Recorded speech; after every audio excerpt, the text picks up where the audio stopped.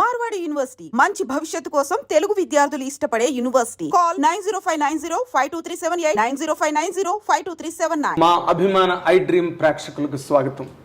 ఇప్పుడు నేను చెప్పే ఈ ఉపోద్ఘాతం, ఈ పరిచయం, ఇటువంటి వాటితోనే పనిలేని ఒక విశాలమైన సమగ్రమైన స్వరూపం ఆయనది. ఆయన మాటల్లోనే చెప్పాలంటే ఆయన జీవితం ఒక తెరచి ఉంచిన పుస్తకం. అది వ్యాపారం కావచ్చు, సినిమా రంగం కావచ్చు, రియల్ ఎస్టేట్ రంగం కావచ్చు, రాజకీయ జీవితం కావచ్చు, లేక మానవ సేవా భావం కావచ్చు, ఏదైనా సరే ఆయన ఎప్పుడూ కూడా పరిపూర్ణంగా, పరిపక్వంగా, నిష్కల్మషంగా ఉండే ఒక పదునైన గ్రంథంగా మనం అభివర్ణించిన అందులో అతిశయోక్తి లేదు సుమా.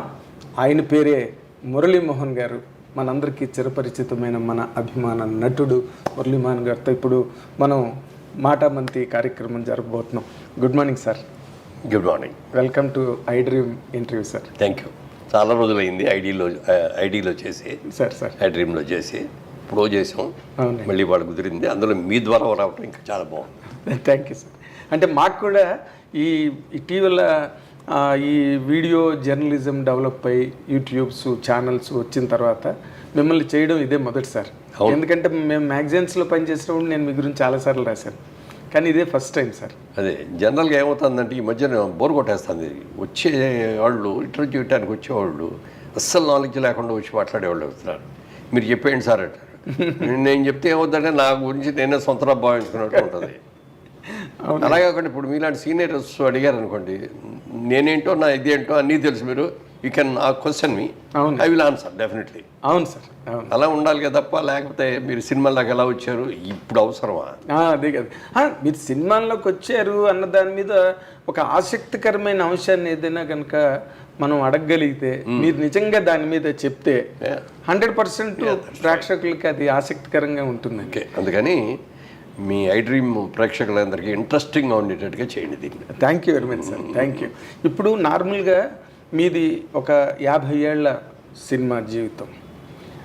మీరు సినిమా ఇండస్ట్రీలోకి ఎంటర్ అయినప్పుడు బేసిక్గా అందరూ అతిరథ మహారథులు ఉన్నారు సినిమా ఇండస్ట్రీ నిండా. రామారావు, నాగేశ్వరరావు, కృష్ణ గారు, సోహన్ బాబు, కృష్ణరాజు గారు.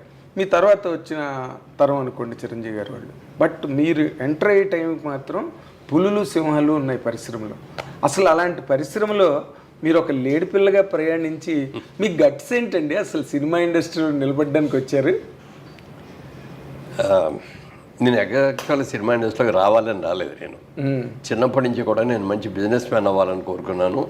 అందుకేనేమో చదువు ఇంటర్మీడియట్ ఆపేయాల్సి వచ్చింది. నాకు వంట పట్ల చదువు అంటే చదివేవాడిని, చాలా కష్టపడి చదివేవాడిని, మార్కులు వచ్చాయి కాదు. పరీక్ష రాసేటప్పటికి బాగా తెలిసింది కూడా మర్చిపోయేవాడిని. ఇది మనకు కుదరదులే అని చెప్పి ఇంటర్మీడియట్ ఆపేసేసి. అంటే అప్పుడు మీ ఇంట్లో మీకు ఏ రకమైన వ్యతిరేకత రాలేదండి చదువుకోకుండా వ్యాపారంలో? లేదు. అంటే మా ఫాదర్కి నన్ను ఏదో ఇంజనీరింగ్ చేయాలని ఇట్లా ఏవో ఊహలు ఉండేవి. ఆయన అందుకని నేను ఇంటర్మీడియట్ రావగానే సీట్ల కోసం అని ఆయన అరేంజ్ చేసి పెట్టు కూర్చున్నారు. మన ఆలోచన వేరుగా ఉంది కదా, అందుకని దాంట్లో ఇది అవ్వాల. ఫాదర్కి అప్పటికే బిజినెస్ ఉంది. ఆదిలాబాద్ డిస్ట్రిక్ట్లో ఫారెస్ట్ కాంట్రాక్టర్ అయిన. టింబర్ అంతా కూడా ఆక్షన్స్లో పాడి అడవిని ఇంత ఏరియా వేస్తారా, అడవిలో పాడితే దాంట్లో ఉన్న చెట్లు మనకు కావాల్సి మనం కొట్టుకొని తెచ్చుకోవచ్చు అనమాట. అప్పుడు వాల్యుబుల్గా ఉన్నాయి 2-3 రకాల టీక్ మెయిన్, మిగిలిన ఏమైనా ఉన్నా కూడా పెద్ద చెట్లు ఉన్నా అంటే మనకి గిట్టుబాటు కావు. దాన్ని కొట్టి దాన్ని అక్కడి నుంచి ట్రాన్స్పోర్ట్ చేసి అది అమ్మితే వచ్చే రేట్ అవి గిట్టదు. అందుకని అవన్నీ వదిలేసేవాడు, ఓన్లీ టేక్ కొట్టే చేసేవాడు అనమాట. అది నాన్నగారికి మొదటి నుంచి కొంచెం రాజకీయాల మీద ఇంట్రెస్ట్ ఉండేది. స్వాతంత్ర సమర యోధుడు ఆయన. ఇక్కడికి వచ్చి బిజినెస్ చేసే రోజుల్లో కూడా అటే ఎక్కువ ఉండేది ఆయన ఆలోచన. సో బిజినెస్ అంతా గుమస్తాల మీద వాళ్ళ మీద పడేసి ఉండేది అనమాట. నేను చూసి కొంచెం ఒక్కోసారి ఇబ్బంది పడేవాడిని, నేను ఇది సరిగ్గా చేయట్లేదు అని. అందుకని సమ్మర్ హాలిడేస్ రాగానే ఇమీడియట్గా నేను ఇక్కడికి వచ్చేసి ఆదిలాబాద్ డిస్ట్రిక్ట్కి వెళ్ళిపోయి సెలవులు అయ్యే వరకు కూడా అక్కడే ఉండి ఫారెస్ట్లో ఉండి వర్క్ చేయించి చాలా స్పీడ్గా చేయించేవాడిని. అదే నాన్నగారి ఫ్రెండ్స్ అందరూ కూడా అడిగారు, ఏమండి మాధవరావు సాబ్ ఏంటిది అంత చిన్న కుర్రాన్ని తీసుకొచ్చి అడవుల్లో దిప్పుతున్నారంటే నేనేం చేయను వద్దానని చెప్పిన వాడు ఇంటర్లేదు, వాడికి ఇంట్రెస్ట్, అందుకే చేయని అన్న. సో ఎప్పుడైతే ఇంటర్మీడియట్ కూడా ఫెయిల్ అయింది అనుకున్న తర్వాత ఇది మనకి పట్టదులే, వెళ్ళిపోయి నాన్నగారి బిజినెస్లోకి వెళ్ళిపోదామని ఫాదర్ బిజినెస్లోకి వెళ్ళాను. అట్లా ఒక 5-6 సంవత్సరాలు చేశాను ఆ బిజినెస్. చేసిన తర్వాత ఇంట్లో ఆడపిల్లలు పెళ్ళిళ్ళు అయిందారు ఏదైనా కానీ నేను బిజినెస్ ఇండివిజువల్గా చేద్దాం అనుకునే టైంకి డబ్బులు లేవు. వ్యాపారం చేద్దామంటే డబ్బులు లేదు, క్యాపిటల్ లేదు. ఉద్యోగం చేద్దామంటేనేమో డిగ్రీ లేదు. అదేలే. ఏం చేయాలి అనుకున్న టైంలో ఒక మంచి ఆఫర్ ఇచ్చారు మా చిన్నాన్నగారు ఒక ఆయన, గుత్తా మాణిక్యాలరావు గారు అని. ఆయనకి ఏలూరులో కిసాన్ ఇంజనీరింగ్ కంపెనీ అని చాలా పెద్ద షాప్ ఉండేది. Okay. Oil engines, electric Motors, tractors ఇవన్నీ కూడా డీల్ చేసేవాడు ఆయన. నేను బెదవాడలో బ్రాంచ్ పెడదాం అనుకుంటున్నాను రా, నువ్వు వర్కింగ్ పార్ట్నర్గా చేస్తావా అన్నాడు. తప్పకుండా చేస్తానండి అన్న. నెలకు 100 రూపాయలు జీతం ఇస్తాను, 15 పైసలు లాభాల్లో వాటా ఇస్తాను అన్నాడు. ఆయన దాంట్లో ఇంకో పార్ట్నర్ కూడా అయ్యన్న గారని, వాళ్ళిద్దరూ ఉన్నారు. నన్ను వర్కింగ్ పార్ట్నర్గా చేసుకున్నాను. వెంటనే నేను ఓకే అన్నా, జాయిన్ అయిపోయాను. బాగా కష్టపడి పనిచేశాను. మంచి ప్రాఫిట్స్ కూడా కంపెనీకి తీసుకొచ్చాం. ఓ స్టేజ్ అయిన తర్వాత 3 ఏళ్ళు అయిన తర్వాత మా చిన్నాన్నగారే పిలిచి ఒక రోజున అడిగారు, రే నాకు ఇది కూడా చేసుకోవటం నాకు కుదరట్లేదు, ఎవరో అడుగుతున్నారు షేర్ ఇచ్చేయమని. నేను వాళ్ళు ఎవరికైనా ఇచ్చే ముందు నీకు ఆఫర్ ఇవ్వాలి కదా, నీకు ఇస్తున్నాను ఆఫర్, నువ్వు తీసుకుంటావా అన్నాడు. నా దగ్గర డబ్బులు ఉంటే ముందే పెట్టుబడి పెట్టేవాడిని కదా, నా దగ్గర డబ్బులు లేవు కదా అన్న. అంతా అది ఆలోచించుకో, మరి వారం రోజులు టైం ఇస్తాను, నువ్వు ఏదైనా తీసుకోగలిగి ఫైనాన్స్ చేసుకోగలిగితే వచ్చాడు, నువ్వు కాదంటే మాత్రం వేరే వాళ్ళకి ఇచ్చేస్తాను అన్నాడు. ఇంటికి వెళ్ళి కూర్చొని ఆలోచిస్తున్నా ఏం చేయాలని. మావిడి కనిపెట్టి మ్యారేజ్ అయిపోయింది. విజయవాడ బిజినెస్ చేస్తున్న రోజుల్లోనే మ్యారేజ్ అయిపోయింది. అంటే 63లో బిజినెస్ మొదలు పెట్టాం, 65లో మ్యారేజ్ అయింది. ఇది 67 ఆ టైంలో. ఇది ఆయన అడిగినప్పటికీ ఏంటి ఆలోచన అంటే ఏం లేదు అన్న కానీ కనిపెట్టేసింది. ఏదో సంథింగ్ అని. చెప్పండి ఏముంది అని అంటే, ఇట్లా చిన్నాన్నగారు ఈ ఆఫర్ ఇచ్చారు, మరి నా దగ్గర డబ్బులు లేవు కదా, నేను ఎట్లా తీసుకోవాలి, అందుకని వద్దని చెప్పాను అన్న. అంటే అదేంటది, నాకు పెళ్ళికి మా పేరెంట్స్ నాకు 5 ఎకరాలు ఇచ్చారు కదా, 5 ఎకరాలు అమ్మేసి ఆ డబ్బుతో పెట్టడం. Nothing doing. ఆడపిల్ల ఆస్తుల్ని మేము చేసుకోవటం అనేది నేను సంపాదించి చేయాలి తప్ప, నీ పొలం మీ వాళ్ళు పెంచేవాళ్ళు ఇచ్చిందా అది అమ్మడం చేయటం ఏంటని వద్దన్న అనమాట. వద్దన్నా కూడా నన్ను కన్విన్స్ చేసింది. కన్విన్స్ మీరేం రావద్దు, మీరు ఎవరిని అడగొద్దు. నేను మా ఇంటికి వెళ్ళి మా అమ్మ నాన్నగారిని మాట్లాడి, అప్పటికి ఫాదర్ లేరు, ఫాదర్ తెలిపారు, చిన్నాన్నగారు ఉన్నారు. చిన్నాన్నగారు మా తాతగారు వాళ్ళతో మాట్లాడుస్తాను నేను, వాళ్ళందరూ అభ్యంతరం పెట్టకపోతే ఇది చేస్తామండి. వాళ్ళు అదేంటమ్మా బుద్ధిమంతుడు కుర్రాడు బాగా చేసుకుంటున్నాడు, బిజినెస్ కోసమే కదా అడిగింది, దేనికోసం కదా అని చెప్పి వెంటనే అమ్మేసి ఆ డబ్బులు ఇచ్చారు. మరి ఆవిడే స్వయంగా అసలు ముందు ఆఫర్ ఇచ్చింది. వాళ్ళు కూడా వాళ్ళ పేరెంట్స్ కూడా ఎవ్వరు కూడా ఇంకో 2 మాటలు లేకుండా ఇమీడియట్గా అమ్మేసేసి ఆ క్యాష్ ఇచ్చారు. ఆ డబ్బు తీసుకెళ్ళి ఆ చిన్నాన్న గారికి ఇచ్చేసి ఆయన షేరు ఇంకో 35 పైసలు నేను తీసుకున్నాను. ఈ 15 పైసలకి 50 పైసలు 50% షేర్ వాళ్ళు. అయ్యన్న గారని ఆయన 50, నాకు 50, ఇద్దరు పార్ట్నర్స్. ఇక అక్కడి నుంచి బిజినెస్ని బాగా రోరింగ్ సక్సెస్ చేసాం. Okay. Day and night work చేసి బాగా చేసి, అంటే అగ్రికల్చర్ పంప్ సెట్స్ అంటే విలేజెస్కి వెళ్ళి రైతుల దగ్గర మాట్లాడి వాళ్ళతో కన్విన్స్ చేసి ఆ బిజినెస్ చేయాలి, వాళ్ళకి ఎక్స్ప్లెయిన్ చేయాలి. అంటే మాకు దగ్గర బ్రాండెడ్ తక్కువ ఉండేవి. బ్రాండెడ్ అంటే అప్పుడు కిర్లోస్కర్ ఆయిల్ ఇంజన్స్ అనేది పెద్ద బ్రాండ్, దాన్ని ఎవరి దగ్గరికి వెళ్ళకర్లా, నెలకాళ్ళ 5 ఇంజన్లు కోటా ఇచ్చేవారు, అది ఆటోమేటిక్గా ఎక్కడ కూర్చొని అయిపోయేది. ఇంకా అదర్ మోటార్స్కి వచ్చినప్పటికి కొన్ని వాళ్ళు కిర్లోస్కర్ మోటార్స్ వాడడం, తర్వాత కొన్నాళ్ళు క్రాంప్టన్ మోటార్స్ వాడాం. ఇట్లా మాట్లాడిన తర్వాత మనకంటూ ఒక బ్రాండ్ తెచ్చుకోవాలి, ఈ బ్రాండ్ తెచ్చుకుంటే లాభం వస్తాయి కానీ వీటిలో లాభాలు రావట్లేదని కోయంబత్తూరు వెళ్ళి అక్కడ ఒక బ్రాండ్ సెలెక్ట్ చేసాం, ప్రకాష్ ఇంజనీరింగ్ కంపెనీని, పిఎస్సి మోటార్స్. అది తీసుకొని అది ఆంధ్రాలో ఎవరికి ఇవ్వకూడదు నాకే అని చెప్పి తీసుకొని దాన్ని బిజినెస్ మొదలుపెట్టిన తర్వాత అది ఈ రైతుల దగ్గరికి వెళ్ళి గ్యారంటీ ఇచ్చేవాడు అనమాట. ఇది కొత్త బ్రాండు, బ్రహ్మాండంగా ఉంటుంది, చాలా బాగా చేస్తారు, నేను మీకు ఏదైనా ప్రాబ్లం వస్తే ఇమ్మీడియట్గా ఆ మోటార్ తీసేసుకొని కొత్త మోటార్ ఇచ్చేసి మీ వర్క్ చేసిన తర్వాత మళ్ళీ మారుస్తాను కావాలంటే. ఓకే. గ్యారంటీ ఇచ్చాను. నా మీద ఉన్న కాన్ఫిడెన్స్ కానీ నా మాటలు సిన్సియర్గా చెప్తున్నాడు అని ఒకటి. తర్వాత మా పెదనాన్నగారి అబ్బాయిలు వాళ్ళందరూ కూడా అక్కడే రాయపూడి, ఇప్పుడు అమరావతి ఉన్న దగ్గర రాయపూడి అని ఉంది, రాయపూడి వస్తువులు అనమాట. వాళ్ళందరూ మా బాగా క్లోజ్ రిలేషన్. వాళ్ళ రిఫరెన్స్ చెప్పేవాడిని, నేను ఫలానా సో అండ్ సో అని. మరి వాళ్ళ మీద ఉన్న కాన్ఫిడెన్స్ కానీ నన్ను చూసి కానీ అందరూ కూడా కొత్త మోటార్స్ తీసుకున్నారు, బ్రహ్మాండంగా చేసాం. మార్కెటింగ్ స్ట్రాటజీ చెప్తే నమ్మకం కలిగి, మనం చెప్పిన మాటని మనం నిలబెట్టుకోవాలి. అలాగే ఏ రోజున ఎక్కడైనా ఏదైనా ప్రాబ్లం వచ్చినా ఇమీడియట్గా చేంజ్ చేయించేవాడిని. కంపెనీ వాళ్ళతో మాట్లాడి నాకు స్పేర్ 4 మోటార్లు ఇవ్వండి, ఎక్కడికైనా స్టాండ్ బై కావాలంటే ఇది తీసుకెళ్ళి అక్కడ పెట్టేసి అది రిపేర్ చేసిన తర్వాత లేకపోతే రీప్లేస్ చేసిన తర్వాత మళ్ళీ పెట్టుకుంటామని వాళ్ళు కూడా యాక్సెప్ట్ చేశారు. ఆ విధంగా చేసుకుంటూ వెళ్ళాం. ఇప్పటికీ ఆ ఏరియాలతో అందరిని పేరు పెట్టి పిలువగలిగినంత ఆత్మీయత అనమాట నాకు, చనువు, పరిచయం, అది బాగా సక్సెస్ అయ్యింది. ఆ సక్సెస్ అవుతున్న ఈ టైంలో ఈ బిజినెస్ పెట్టక ముందు కొద్దిగా నాటకాలు వేసేవాడిని సరదాగా. ఓకే. విజయవాడలోకి వచ్చిన తర్వాత విజయవాడలో నాటకాలు వేసి తమిళ్లో చెవ్ అని అవును, రామస్వామి అతను తమిళ్లో వేసేవాడు ఆ నాటకాలు. ఓకే. ఆ నాటకాలని మాకు క్రాంప్టన్స్లో ఒక ఇంజనీర్ గారు ఉండేవారు, సత్యవాణి గారు అని. ఆయన వైఫ్ బాగా తమిళ్ తెలుసును, ఇవన్నీ తెలుసు. ఆవిడ ఆ నాటకాలన్నీ ట్రాన్స్లేట్ చేసి ఇచ్చేది మాకు. ఓకే. సో ఆ నాటకాలన్నీ వేసాం. సంభవం is God dead, Muhammad bin Tughlaq, ఇట్లా వాళ్ళ నాటకాలు. మహమ్మద్ బిన్ తుగ్లక్ బాగా పాపులర్. అది తర్వాత సినిమాలు కూడా తీశారు. పొలిటికల్ డ్రామా కదా. పొలిటికల్ డ్రామా సినిమా కూడా తీశారు. అవన్నీ చేయటం మొదలు పెట్టేది బాగా పాపులారిటీ కూడా వచ్చింది. మరి చిన్నప్పటి నుంచి కాలేజీలో చదువుకున్నప్పటి నుంచి కృష్ణ గారు క్లాస్మేటు, అవును, క్రాంతి కుమార్ క్లాస్మేటు, మన రాజమౌళి గారు ఫాదర్ విజయేంద్ర ప్రసాద్ క్లాస్మేటు, మరి విజయబాబురెడ్డి గారు, తాత్యాన రామారావు గారు, పి సాంబశివరావు గారు, వీళ్ళందరూ మాకంటే 2 years సీనియర్స్. ఓకే. సో అందరితోటి పరిచయం ఉంది. తర్వాత రామిరెడ్డి గారు అని మా చిన్నాన్న గారు ఆయన ఉత్తరామిరెడ్డి గారు, ఆయన పెద్ద famous director. National awards, state awards కూడా వచ్చాయి, అవన్నీ కూడా వచ్చాయి. సరే వాళ్ళందరూ పిలిచేవారు, రారా సినిమాలో చేద్దు కానీ బాగుంటావు కదా అది ఇది అంటే, నాకు వద్దండి, నాకు బిజినెస్ ఇంట్రెస్ట్. అంటే ఇక్కడ లాభాల్లో నడుస్తుంది కదా, పోనీ ఏదో నష్టాల్లో ఉన్నారంటే ఇంకో దాని గురించి ఆలోచించవచ్చు. ఎందుకు శుభ్రంగా ఉన్నదాన్ని నేను ఇది వదులుకొని నేను ఎందుకు రావాలి అని చెప్పి వెళ్దాం. అప్పుడు క్రాంతి కుమార్ గారు శారదాను సినిమా తీస్తున్నారు. అవునండి. విశ్వనాథ్ గారు డైరెక్టర్, రాజమండ్రిలో షూటింగ్ మొత్తం. ఆ షూటింగ్ చేసినప్పుడు రాబోయే శనివారాలు రా, వీకెండ్స్ రా అనేవాడు. ఆదివారం శనివారం కుదరదు నాకు, ఆదివారం వస్తాను, ఆదివారం మాత్రం శనివారం నైట్ వెళ్ళిపోయి వాళ్ళ దగ్గర ఉండి ఆదివారం అంతా షూటింగ్లో ఉండి సోమవారం పొద్దునే మళ్ళీ విజయవాడ వెళ్ళిపోయాడు. ఓకే. అప్పుడు శోభన్ బాబు గారితో పరిచయం బాగా. ఆయన అన్నాడు ఒక రోజున, బాగున్నారు కదా మీరు, ఎందుకు ట్రై చేయరు సినిమాలకి, బాగుంటుందండి మీరు రండి అన్నట్టు. వదిలేండి, నాకు బిజినెస్ సిస్టమ్, బిజినెస్ చేసుకుంటున్నాను, అది బాగా జరిగేప్పుడు దాన్ని వదిలి మళ్ళీ ఇటు వస్తే అటు ఇటు కాకుండా అటు కోట్ల 2 కాళ్ళు 2 పటాల మీద ఇటు నాకు ఇష్టం లేదు. అదే మీది చాలా స్థిరమైన స్వభావం అండి. దాని గురించి వెళ్ళా. ఇలా ఉన్న టైంలో క్రాంతి కుమార్ గారు ఇలా కదయ్యా, నువ్వు నా నెక్స్ట్ పిక్చర్ నువ్వే హీరో అని ఆ ఆఫీస్కి తీసుకెళ్ళి మెడ్రాస్ తీసుకెళ్ళి ఫోటోలు అవి తీశారు. అనుకోకుండా ఆ ఫోటోలు అట్టూరు చంద్రరావు ఆయన చూసి ఆయన వెంటనే కబురు చేసి, మా సినిమాలో జగమేమాయిలో హీరో క్యారెక్టర్ విలన్గానేమో గిరిబాబుని సెలెక్ట్ చేసాం, మీరు మీ ఇద్దరు కలిపి మెయిన్ 2 heroes సబ్జెక్ట్ లాంటిది, అది నెగిటివ్ క్యారెక్టర్, మీది పాజిటివ్ క్యారెక్టర్ అన్నాడు. అన్నీ వెంటనే ఇక అసలు ఇమ్మీడియట్గా అసలు ఆఫర్ అయితే ఎప్పుడు నుంచి రావాలండి, టైం ఆన్ అయిపోయింది అంతే అన్న. టైం ఎప్పుడో ఉండటం కాదు, రేపు నుంచే షూటింగ్ కమాన్ అన్నారు.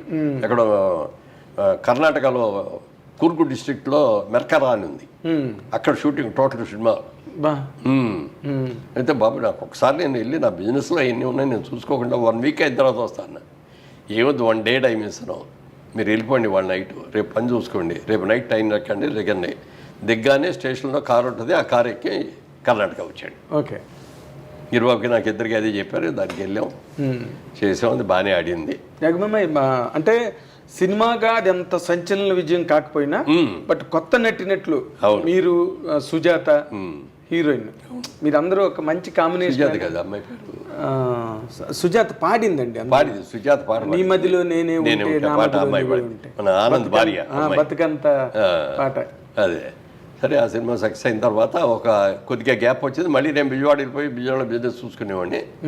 నెక్స్ట్ సినిమా హనుమాన్ ప్రసాద్ గారు ఇంకా ఒక ఫ్రెండ్, బాగా బిజినెస్లో కూడా బాగా క్లోజ్ ఫ్రెండ్, ఆయన కూడా పార్ట్నర్ అనమాట క్రాంతి కుమార్కి. ఓకే. ఆయన తిరుపతి అనే సినిమా తీశాడు రాజ్బాబుతో, అది దాసనారాయణ డైరెక్షన్. దాంట్లో క్యారెక్టర్ నేను జయసుధా అందులో పేరు. ఆ సినిమా చేసేటప్పుడు దాసరా గారికి నా మీద విపరీతమైన ఇంప్రెషన్ వచ్చేసింది. ఇతను చాలా బాగున్నాడు, సిన్సియర్గా చేస్తున్నాడు, ఎఫర్ట్ బాగుంది, టైమింగ్ బాగుంది అని చెప్పి అప్పుడు అన్నాడు అనమాట ఆయన, మురళి నిన్ను పెద్ద హీరోని చేస్తాను నేను. మీ ఒరిజినల్ పేరు రాజబాబు అంటే జగమేమాయి చేసేటప్పుడు అందులో రాజబాబు గారు కూడా ఒక పెద్ద మంచి క్యారెక్టర్ ఆ సినిమాలో. అవునండి. అప్పుడు పూర్ణచంద్రరావు అన్నారు, మరి ఇద్దరు రాజబాబులు ఎలాగయ్యా, అతనేమో ఎస్టాబ్లిష్డ్ కమెడియన్, నువ్వు వచ్చి హీరోగా వచ్చి హీరో రాజబాబు కమెడియన్ రాజబాబు అంటే బాగుండదు కదా అని, నీ అసలు పేరు ఏంటన్నాడు. మా నాన్నగారు స్వాతంత్ర సమరయోధుడు, అందుకని నా పేరు రాజా రామ్మోహన్ రాయ్ అని పెట్టారండి అన్న. అని ఆ రాజా రామ్మోహన్ రాయ్ పొడిగా అయిపోయిందని రాజబాబు అనుకోవటం అలవాటు అయిపోయిందండి, బుక్స్లో కూడా అదే ఉంది. అప్పుడు ఆయన దీంట్లోంచి రాజా రామ్మోహన్ రాయ్లోంచి మోహన్ తీసి మోహన్ అని పెడదాం అన్నాడు. ఓకే అండి అని ఆంధ్రపత్రిక ప్రెస్ మీట్లో ఆంధ్రపత్రిక శ్రీనివాసుడు ఉండేవాడు, టిఆర్ శ్రీనివాస్ గారు. చాలా సీనియర్. ఆయన అన్నాడు కొంచెం తర్వాత, ఏమంటే మోహన్ అంటే ఏదో కత్తిరించినట్టు ఉంది, పేరు ఫుల్ ఫెడ్జెడ్ లాగా లేదు, రామ్మోహన్, కృష్ణమోహన్, మురళీమోహన్ ఇట్లా అంటే మురళీమోహన్ బాగుంది అన్న ఆయనే. ఓకే, అది మురళీమోహన్ అనేది దాంతో ఆయన పెట్టింది, అప్పుడు వచ్చింది మాట అనమాట. ఓకే, సో ఇది చేసినప్పుడు దాసరి గారిని మాట ఇచ్చాడు నా సినిమాల్లో. ఆయన అప్కమింగ్ అప్పుడు. అవును సార్, 2 సినిమాలు ఎంత అయినాయి, ఇది 3వ సినిమా. అది 2, 3 వచ్చినాయి. 2 తాత మనవడు వచ్చింది, దాని తర్వాత చదువు సంస్కారం ఇది వచ్చింది. చదువు సంస్కారం ఇది 3వ సినిమా. ఆయన అంత ఎర్లీ స్టేజ్లో ఉండగానే ఆయన ఇచ్చాడు మాట. ఆ 2 సినిమాలు పెద్ద హిట్లు అయినాయి. అవును. సో చెప్పాడు, ఆయన చెప్పినట్టుగా చాలా సినిమాలు, ఆయన సినిమాలని దాసరి గారి సినిమాల్లో అనేక క్యారెక్టర్లు. అబ్బో, అసలు మ్యాక్సిమం ట్రావెల్ కదా మీకు. సో ఇండివిజువల్గా నాకు ఒక ఇమేజ్ తీసుకొచ్చింది దాసరి గారే. ఆ దాసరి గారు చేస్తున్న రోజుల్లో పీతాంబరం గారు అని ఎన్టీ రామారావు గారి భక్తవత్సలం పీతాంబరం పీతాంబరం. ఆ పీతాంబరం గారు వచ్చి, నేను ఇట్లా హిందీ సినిమా యాదవ్కి భారత్ కొన్నానండి, తెలుగులో తీస్తున్నాను, 3 హీరోలు, దాంట్లో ఎన్టీ రామారావు ఒక హీరో, బాలకృష్ణ ఒక హీరో, ఇంకో హీరో క్యారెక్టర్ ఉందండి, మధ్య అన్నయ్య, 3 అన్నదమ్ముల్లో ఆయన పెద్ద మధ్యవాడు అనేప్పటికే. అలాగేనండి అన్న, ఎన్టీ రామారావుతో అంటున్నారు, నేను అప్పటికి ఇండస్ట్రీకి వెళ్ళా కానీ ఏ రోజున ఆయన నేను కలుసుకోలే ఎక్కడ, అవకాశం రాలా. ఎన్టీ రామారావు మనకు తెలుసు, ఆయనకి నేను తెలియదు కదా. వాళ్ళు ఆ కండిషన్ పెట్టారు, మేము తీసుకెళ్తామండి రామారావు దగ్గరికి, ఆయన చూసిన తర్వాత ఆయన ఓకే అంటే క్యారెక్టర్ మీకే, కాదు అంటే మాత్రం ఉండదండి, పదండి అన్న. ఫస్ట్ టైం అంటే అంత ముందు ఎక్కడెక్కడ దూరంగా చూశాను తప్ప డైరెక్ట్గా కలవటం అనేది, ఫేస్ టు ఫేస్ కలవటం. వెళ్ళేటప్పటికి మేకప్ రూమ్లో టచ్అప్ చేసుకున్నాడు, చూశాడు, చూడటం అయింది. అసలు తలుపు దిగానా, 2 బ్రదర్ మురళీమోహన్ గారు అన్నాడు.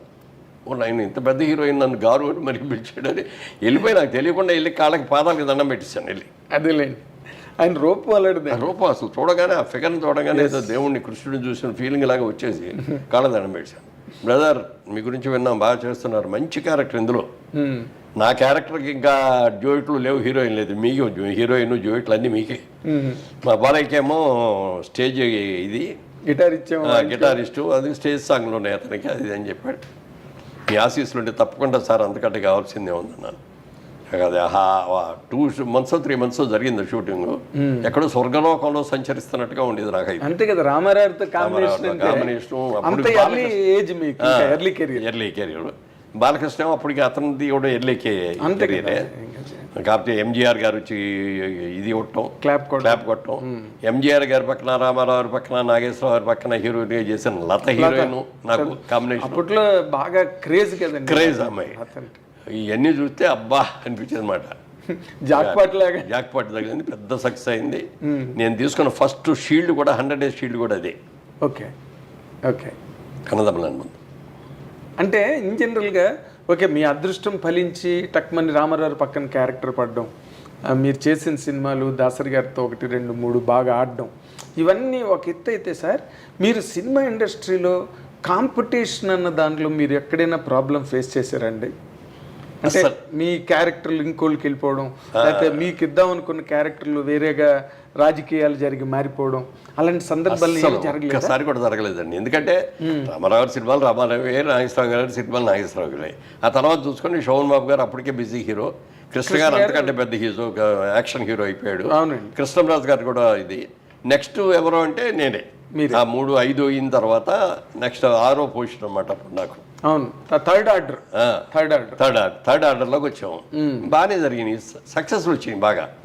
బొమ్మరిల్లు అని చిన్న cinema, black and white, Bapireddy గారిది, పెద్ద హిట్ అయింది. ఎన్టీ రామారావు సినిమాలు ఇది 2 ఒకే రోజు రిలీజ్ అయితే అది ఎంత కలెక్ట్ చేసింది, ఇది కూడా అంత కలెక్ట్ చేసింది. అవును, బొమ్మరిల్లు చాలా 4.5 లక్షలతో తీసాడు అప్పుడు ఆ రోజు నా సినిమా, బ్లాక్ అండ్ వైట్, పెద్ద హిట్ అయింది. తర్వాత నేను వారాల అబ్బాయిని తీయటం కానీ ఈ కానీ కంటిన్యూస్గా హిట్స్ బాగా వచ్చినాయి. వారాల అబ్బాయి మీది 100th పిక్చర్ కదా, నాకు still I remember that poster. అవును, శతచిత్ర నటుడు మురళీమోహన్ నటించిన 100వ చిత్రం వారాల అబ్బాయి పోస్టర్స్ అండి. చాలా విత్ ఇన్ 2 years 100 పూర్తి చేశారు. 100కి వచ్చేసారండి, చాలా ఎర్లీ. ఎందుకంటే నేను అనుకున్నది ఏంటంటే లేట్గా ఎంటర్ అయ్యాను. నేను ఎంటర్ అయ్యేటప్పటికి నాకు 33 ఏళ్ళు. ఈ సినిమాలో హీరోగా నాకు ఏమైనా ఛాన్స్ ఉంటే ఓ 15 ఏళ్ళు ఉంటుంది, అంతకంటే ఎక్కువడదు. మ్యాక్సిమం వస్తే నాకు 50 వచ్చేటప్పటికి అయిపోద్ది, కెరీర్ అయిపోద్ది. ఈ కెరీర్ అయ్యే లోపల మ్యాక్సిమం ఎంత సంపాదించాలో అంత సంపాదించాలి. ఎందుకంటే ఈ బిజినెస్ చేయడానికి విజయవాడ వెళ్ళడానికి అది క్లోజ్ చేసాం. అందుకని నా పార్ట్నర్ మీరు తీసేసుకొని మొత్తం షేర్ అని అంటే మీరు లేకుండా నేను చేయలేను, నా వల్ల కాదు, క్లోజ్ చేసేద్దాం అంటే క్లోజ్ చేసేవాడిని. ఓకే. ఇక అందుకని ఈ 15 ఏళ్లలో మనం పూర్తి చేయాలి. నా కెరీర్ 15 కంటే ఉండదు అనుకున్నాను. నా కెరీర్ వాడికి 50 ఏళ్ళు కంప్లీట్ అయింది. అయితే ఆ రోజుల్లో అంటే మీకన్నా ముందు వచ్చిన కృష్ణ గారు ఎక్కువగా అసలు ఏడాదికి 12 సినిమాలు 14 సినిమాలు యాక్ట్ చేయడం, 3 షిఫ్ట్లు పనిచేయడం, అసలు సెట్ల్లోనే నిద్రపోతుండడం, ఆయనకి ఇంటికి వెళ్ళి పడుకో, అలాంటిది కూడా మీరు ఫేస్ చేశారండి? చేశాను.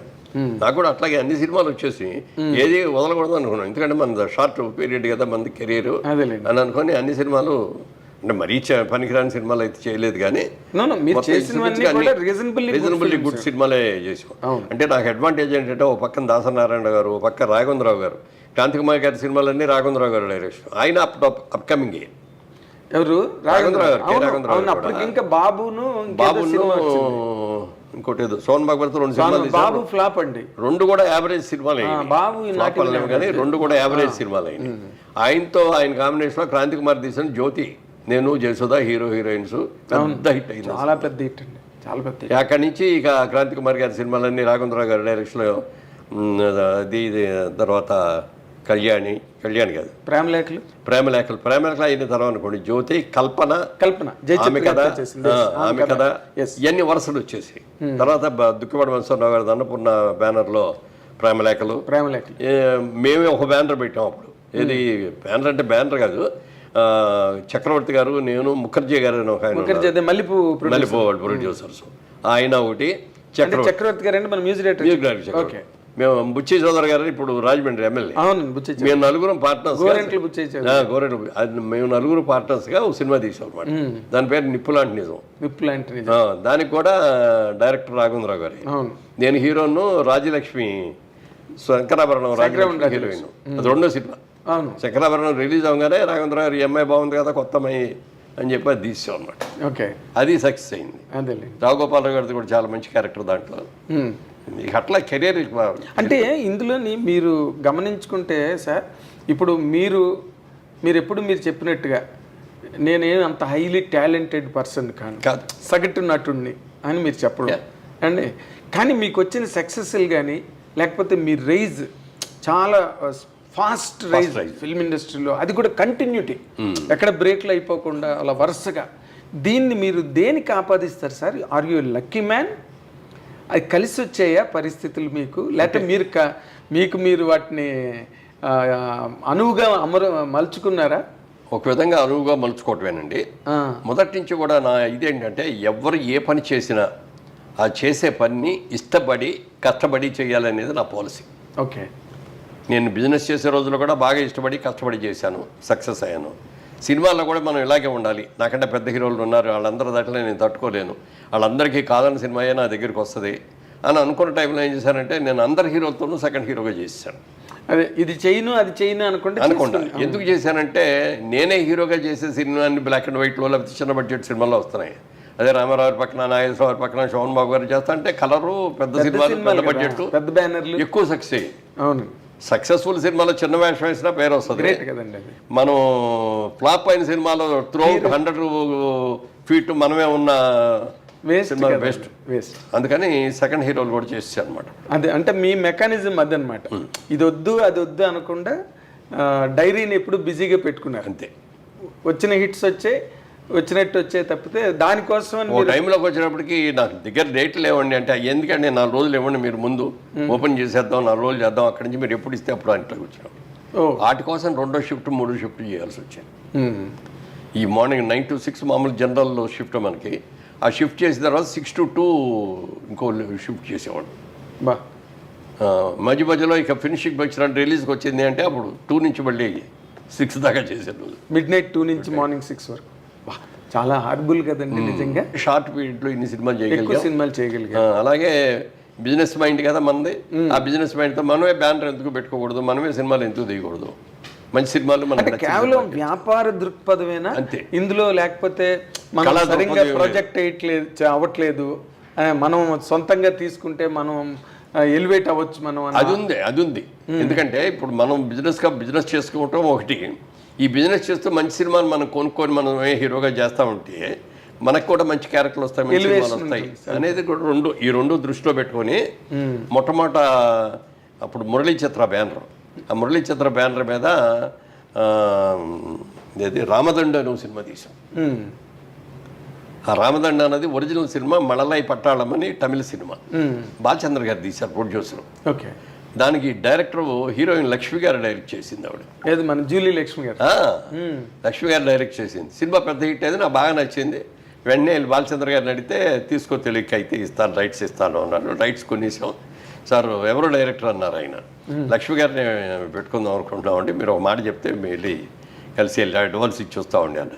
ఆవిడ చేయదయ్యా, నాకు తెలిసి ఒక సినిమా ఉంది ఆవిడ చాలా స్ట్రాంగ్ అంటారు.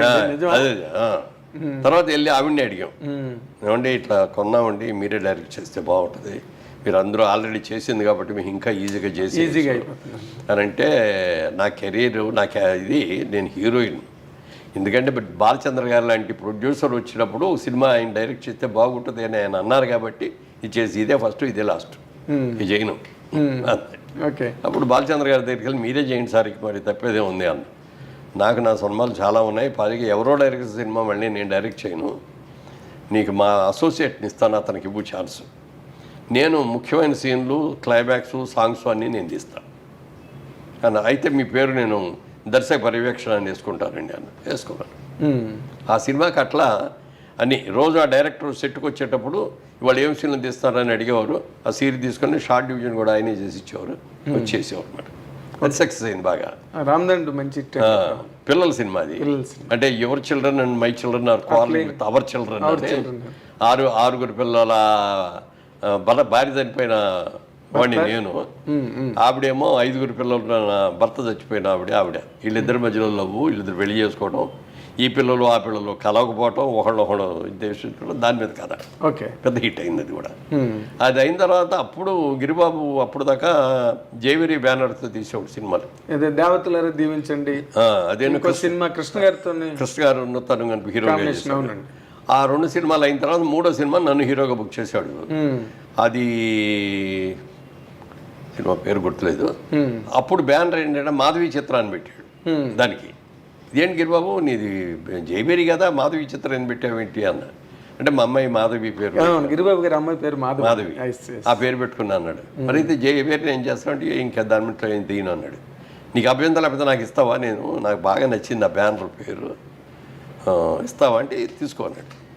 అక్కడి నుంచి వారాల అబ్బాయితో జయబేరి బ్యానర్తో మొదలెట్టాం అనమాట. ఓకే. అప్పటికి అది నా 100వ సినిమా. ఇవన్నీ చేస్తా, సక్సెస్ఫుల్గా బ్రహ్మాండంగా చేస్తా. 3 మిత్రులని స్టార్ సినిమా తీసాం. శోభన్ బాబు గారు హీరో, నేను ఒక హీరో, చంద్రమోహన్ హీరో, 3 హీరోలతో. అది కూడా పెద్ద హిట్ అయింది. ఆ ఇదిలో మొట్టమొదటి నేను చెప్పాను కదా మీకు అని అంటూనే ఉండేవాడు శోభన్ బాబు గారు. ఆ సినిమా హిట్ అయిన తర్వాత ఆయన అడిగాడు ఒక రోజున, మీ ఎర్నింగ్స్ అన్ని ఎక్కడ ఇన్వెస్ట్ చేస్తున్నారు మురళీమోహన్ గారు? అక్కడ పడింది. అడిగిన మాట పడితే ఏమంటే నాకు బిజినెస్ ఇంట్రెస్ట్ అండి, నేను సినిమా ఇంట్రెస్ట్తో రాలేదు, అందుకని నాకు నచ్చిన సినిమాలు రైట్స్ కొనుక్కుంటున్నాను, కృష్ణా జిల్లాయో లేకపోతే నైజామో ఇంకోటో ఈస్ట్ గోదావరి అట్లా కొనుక్కుంటున్నానండి. అలా కాకుండా జేబేరి బ్యానర్తో సినిమాలు తీస్తున్నాను. ఇంకో 2 డిస్ట్రిబ్యూటింగ్ కంపెనీలో షేర్ హోల్డర్ అయ్యానండి.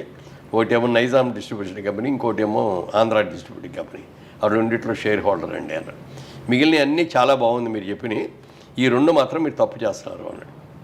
అదేమిటి అన్న, వాళ్ళు ఎవరో కష్టపడి సంపాదించడానికి ఇస్తారంటే నీ అంత ఎర్రాడు ఎవరు ఉండరు కాదండి, వాళ్ళు చాలా మంచి వాళ్ళు అండి. అది ఎంత మంచి అయినా అది జరగదు, డబ్బు దగ్గర జరగదు. ఆయన అన్నట్టే 1 సంవత్సరం అయ్యేటప్పటికి ఒక కంపెనీ మూతపడిపోయింది. దాంట్లో మనం పెట్టిన పెట్టుబడి మొత్తం పోయింది. 2వ కంపెనీ అది కూడా అయింది. అది దాంట్లో పెట్టిన డబ్బు పోవటమే కాకుండా దాంట్లో అప్పుడు పార్ట్నర్ నేను ఉండేటప్పటికీ ఆ కంపెనీ చేసిన అప్పులన్నీ నా మీదకి వచ్చింది. మీరు ఇమేజిన్ పర్సన్ కదా, అందరు నా మీద వచ్చింది. ఏంటంటే నాకేంటి సంబంధం, నేను ఎప్పుడన్నా మీ మొహం నేను చూసానా, లేకపోతే నేను ఎప్పుడన్నా డిస్ట్రిబ్యూటర్ ఆఫీస్లో నేను కూర్చోవడం మీరు చూసారా? సంతకాలు పెట్టానా? నేను సంతకాలు పెట్టలేదు కదా సార్. సంతకాలు పెట్టమని కంపెనీలో మీరు పార్ట్నర్, యూఆర్ సౌండ్ పార్ట్నర్, అందుకని మీరే ఇవ్వాలి. మాటర్ గారు ఏంటంటే ఇట్లా అంటున్నారు, ఏంటంటే తప్పదండి కాబట్టి ఇవ్వాల్సిందే అన్నాడు. మాటర్ గారు కూడా అది కోర్టుకు వెళ్ళినా కూడా వాళ్ళే గెలుస్తారు. సార్ అప్పుడు అందరిని పిలిచి, బాబు నాకు సంబంధం లేదు, నా డబ్బులన్నీ పోయినాయి, అయినా మీరందరూ నా మీదకి వచ్చారు కాబట్టి ఒక కండిషన్ అయితే ఇస్తాను నన్ను చెప్పండి అన్నారు. మీరు ఎంత డబ్బు ఇచ్చారో ఆ డబ్బుకి ₹1 కూడా వడ్డీ ఇవ్వను, మీరు ₹100 ఇస్తే నేను 50 ఇస్తాను మీకు, దాంతో సరిపెట్టుకుంటానంటే నేను ఇస్తాను, నా బాధ్యత లేకపోయినా ఇస్తాను, అదేలేండి, నేను అందులో మోరల్గా ఇస్తాను అంటే సరే అన్నాడు. ఆ ప్రకారంగా అందరికి సెటిల్ చేస్తే అప్పుడు దాకా సంపాదించిన డబ్బంతా దీనికి సరిపోయింది. అప్పులు తీర్చడానికి అప్పుడు సోమనాథ్ గారి దగ్గరికి వెళ్ళాను, ఏమండి మీరు చెప్పిందే జరిగింది సార్, 2 కంపెనీలు మూతపడిపోయినాయి, పెట్టిన పెట్టుబడి పోగొట్టడం కాకుండా మళ్ళీ ఎదురు కూడా కట్టాల్సి వచ్చింది అన్న అని అప్పుడు అన్న. ఏమంటే మీరు నాకంటే సీనియర్ హీరో, నాకంటే పెద్ద హీరో, బాగా ఎక్కువ రెమ్యూనరేట్స్ తీసుకున్నారు, పెద్ద హిట్స్ సినిమాలు ఉన్నాయి, మీ ఎర్నింగ్స్ అన్ని ఎక్కడ పెడతారండి అన్నాను. ఓకే, మీరు అడిగారు? నేను అడిగా ఆయన్ని. అడిగితే అప్పుడు చెప్పాడు ఆయన, ఈ ప్రపంచంలో 3 వంతులు సముద్రం, 1 వంతే ల్యాండ్ ఉన్నది, దీంట్లో కూడా మనం మంచు పర్వతాల్లో వెళ్ళి బతకలేము, ఎడార్లు వెళ్ళి అంతకంటే బతకలేము, అందుకని నివేశ స్థలం ప్రపంచంలో ఉన్నది లిమిటెడ్. ఈ లిమిటెడ్ది భూమిని మనం పెంచలేము, దేవుడు ఏది సృష్టించాడు అదే భూమి, అంతే, అంతవరకే ఉంటుంది. జనాభా చూస్తే ప్రపంచం యావత్తు ఎటు చూసినా జనం విపరీతంగా పెరిగిపోతున్నారు కదా. రాబోయే రోజుల్లో ల్యాండ్కి డిమాండ్ వస్తుంది అని చెప్పి నా ప్రతి రూపాయిని నేను ల్యాండ్ కొనేస్తాను, ఎక్కడ దొరికితే అక్కడల్లా. మెడ్రాస్ చుట్టుపక్కల అంతా ఎన్ని ల్యాండ్లు, అమ్మో 100 ఎకరాలు కొన్నాడు ఆయన. అది చేస్తాను అనగానే అది నాకు అమ్మ భలే ఇది ఆలోచన, ఇది గ్యారంటీ సక్సెస్ఫుల్ అవుద్ది, భూమిని నమ్ముకుందాం మనం కూడా అని చెప్పి అనుకున్నా. అదే మీకు కొత్త విండో ఓపెన్ అయింది అని. అప్పుడు డబ్బులు లేవు కదా, వీళ్ళందరికీ బాకీలు తీసేటప్పటికి ఏ డబ్బులో ఇస్తే రాగానే దాంట్లో 500 గజాలు 1000 గజాలు మెడ్రాస్లో అట్ట కొనడం మొదలెట్టి అవన్నీ బాగా రేట్లు పెరిగింది. ఓకే, తర్వాత ఇండస్ట్రీ ఇక్కడ షిఫ్ట్ అయిపోయిన తర్వాత అప్పటికి అనౌన్స్ చేశాను, 50 ఏళ్ళు పూర్తి అయిపోయింది నాకు, ఇక నుంచి నేను హీరోగా వేయను. మీరే అనౌన్స్ చేశారు? నేనే అనౌన్స్ చేశాను. నా సొంత బ్యానర్లో జైపేట్లో కూడా నేను హీరో అయినా, క్యారెక్టర్ రోల్ చేస్తాను అని చెప్పి అన్నాను. అన్న తర్వాత క్యారెక్టర్ రోల్స్ ఎక్కడ వచ్చినాయి కానీ హీరోయిన్ ఫాదర్ లాగా లేడు, లేకపోతే హీరో బ్రదర్ లాగా ఉన్నాడు, ఇట్లా వచ్చింది. నా పర్సనాలిటీ నాకు మైనస్ అయింది. అవును sir, what ever it is, దీన్నే నమ్ముకుంటే మనం బతకలేము, సంపాదించిందంతా ఇటు వెళ్ళిపోద్ది అని చెప్పి అప్పుడు సోమనాథ్ గారు చెప్పింది గుర్తుపెట్టుకొని ల్యాండ్ బిజినెస్ చేద్దాం, రియల్ ఎస్టేట్ బిజినెస్ చేద్దాం. ఇక్కడ షిఫ్ట్ అయిపోయాం అప్పుడు. అవునండి, హైదరాబాద్కి షిఫ్ట్ అయిపోయాం కాబట్టి ఏదో ఒకటి ఇక్కడైతే బిజినెస్ చేసుకుంటే ఈజీ అని చెప్పి అట్లా రియల్ ఎస్టేట్లో దిగాం. ఓకే, అయితే ఇప్పుడు మీరు ఇన్ జనరల్గా మీరు ఈ మధ్యన ఇచ్చిన ఇంటర్వ్యూల్లో చాలా వాటిలో మీరు అంతా కూడా చాలా అమితమైన సంతృప్తి, అపరిమితమైన ఆత్మానందం, అక్కడ మీలోని ఒక షేడ్ ఆఫ్ డిసప్పాయింట్మెంట్ కానీ ఏమి లేవండి. అసలు మీకు జీవితంలో మీ కెరీర్లో ఎక్కడ డిసప్పాయింట్మెంట్స్ కానీ నిరాశలు కానీ ఏమి లేవండి ఏ రోజున? లేకుండా ఎట్లా ఉంటాయి? అదే అంటారా, డిస్ట్రిబ్యూటర్ కంపెనీలో పోయింది, అప్పుడు దాకా సంపాదించి ఇచ్చేసాం. అప్పుడు ఏమైనా ప్రాబ్లమ్స్ ఫేస్ చేశారు? ఏం లేదు, మనం సంపాదించిందే కాబట్టి మనం ఇచ్చేసాం, ఎవరికి ప్రాబ్లం లేదు. ఆ ఫ్యామిలీలో కూడా ఎవరైనా డిసప్పాయింట్ అలా మళ్ళీ సంపాదించుకుందాంలే అన్నాను, వాళ్ళు ఓకే అన్నారు. తర్వాత 2 సినిమా పెద్ద బలో కొట్టింది. ఇద్దరైన ఒక అవునండి, మన మణిరత్నం గారు. అవును, ఇరువర్ సినిమా అసలు అంటే ఏమంటారే చాచి కొట్టే లెంపకాయ కొట్టింది, పగలు కొట్టింది. మళ్ళీ అక్కడ దాకా సంపాదించింది, మళ్ళీ దానికి వెళ్ళిపోయింది. గుడ్కాయ స్వాహ. ఇక లాభం లేదు, మన బిజినెస్ మనం చేయాలి అని చెప్పి రియల్ ఎస్టేట్లో దిగి అక్కడి నుంచి. రియల్ ఎస్టేట్లో మీకు అంటే అడుగు పెట్టిన దగ్గర నుంచి అన్ని సక్సెస్? కొన్ని కష్టాలు వచ్చి అప్పుడు పెద్ద పెట్టుబడి లేదు కదా, మీరు వెంచర్ ఒకటి కట్టి అది బ్లాక్ అయిపోయి. అదే చెప్తున్నా, ఫస్ట్ ప్రాజెక్టు 4 పార్ట్నర్స్గా అది స్టార్ట్ చేసాం. 350 రూపాయలకి అమ్మాం గజం 350 బెడ్చెల్లె రోడ్లో అనమాట, మెయిన్ రోడ్డు పక్కనే. ఇప్పుడు అది అక్కడ ₹1,00,000 అయింది. అవును, అసలు టచ్ చేయలేరండి. అవును, సో అది ఎంఎం బాగానే ఉంది, అది బాగానే ఉంది అన్న తర్వాత నెక్స్ట్ ప్రాజెక్ట్ ఎక్కడ చేద్దాం అనుకున్నప్పుడు ఈ జూబ్లీ హిల్స్కి దగ్గరలో ఉన్నది మాదాపూర్లో చేద్దామని ఇక్కడ కొన్నాం అనమాట. ఇక్కడ 30-40 ఏకర్స్ కొన్నాం. కొన్ని లేఅవుట్ చేయటం అప్పుడు బిల్డింగ్ కన్స్ట్రక్షన్ లేదు. అవును అది 750 రూపాయలు అట్లా అమ్మాం. ఇవాళ 2 లక్షలు ఉంది. అది అవును కొనుక్కున్న వాళ్ళందరూ బ్రహ్మాండమైన హ్యాపీ. చాలా అయ్యో మనం ఉంచుకుంటే మనకే మిగిలేదు కానీ ఏ రోజు నేను అనుకోలేదు. మన దగ్గర ఉన్న డబ్బులు కొన్నాం, డెవలప్ చేసాం, అమ్మేసాం, ఆ లాభం తీసుకున్నాం, ఇంకోటి కొన్నాం, ఇంకో చోట చేసుకుంటే తప్ప ఇది ఉంచుకుందాం అనేది లేదు. సో అందుకని నా దగ్గరకు వచ్చిన కస్టమర్ ఎంత హ్యాపీగా ఉంటే నేను అంతకంటే ఎక్కువ హ్యాపీగా ఉంటాను. అదేలేండి, అంటే మీరు ఎక్కడ బ్లాక్ అవ్వలేదు, రొటేషన్లో వెళ్ళిపోయారు. తర్వాత ఏంటంటే నాకున్న టాలెంట్కి కానీ ఇది నేను మొదటి నుంచి చెప్తున్నాను కదా, నేను ఒక సగటు మనిషిని అని. దేవుడు నాకు అంతకంటే ఎక్కువ ఇచ్చాడు చాలు. అవును, కోరుకున్నది కోరుకుంది కూడా ఇచ్చాడు దేవుడు చాలు అనుకున్నాను తప్ప అందుకని ఎక్కడ నెగిటివ్ థాట్ అనేది రాలేదు. తర్వాత నేను ఎప్పుడు పాజిటివ్ థింకింగ్, ప్రతిదీ ఏ విషయం వచ్చినా ఏ ఇష్యూ వచ్చినా పాజిటివ్గానే ఆలోచిస్తాను తప్ప నెగిటివ్గా అసలు ఆలోచించడం. నాగేంద్ర కుమార్ వస్తున్నాడంటే నేను ఎందుకు వస్తున్నాడు, నన్ను ఏం అడుగుతాడు, ఏదైనా ఇది చేస్తాడా అనేది చూడను. అదేలేండి, చాలా నవ్వుతూ పలకరిస్తాను, చాలా సరదాగా గడుపుతాము.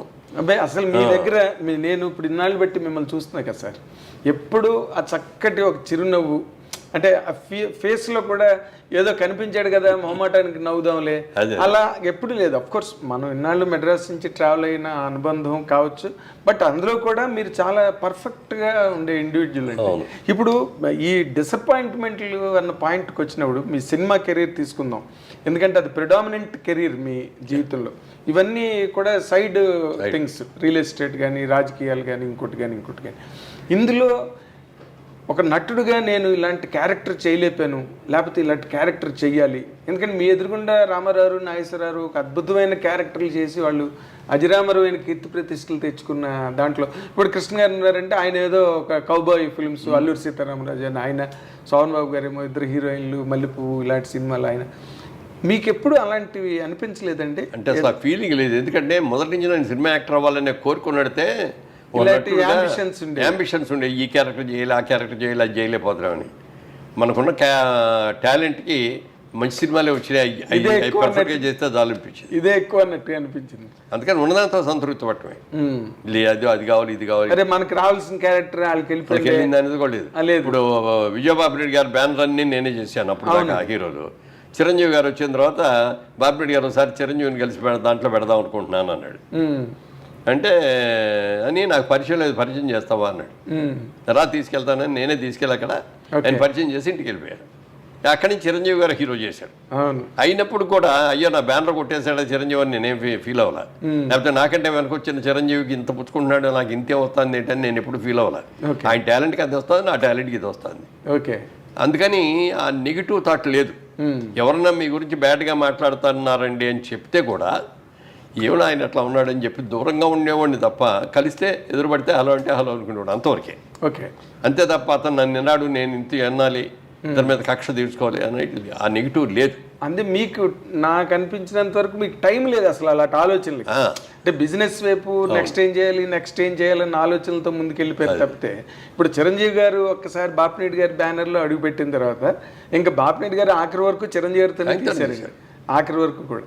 ఇప్పుడు మీకు చిరంజీవి గారికి అంత ఫ్రెండ్షిప్ ఉండేదండి? అవును, అంటే మనూరు పాండవులు జయకృష్ణ గారును కృష్ణదాస్ గారు బాపు గారు డైరెక్షన్ చేశారు. అవునండి, కంబైన్డ్ ప్రాజెక్ట్. అందులోనేమో కృష్ణుడు క్యారెక్టర్ లాంటిది అయింది.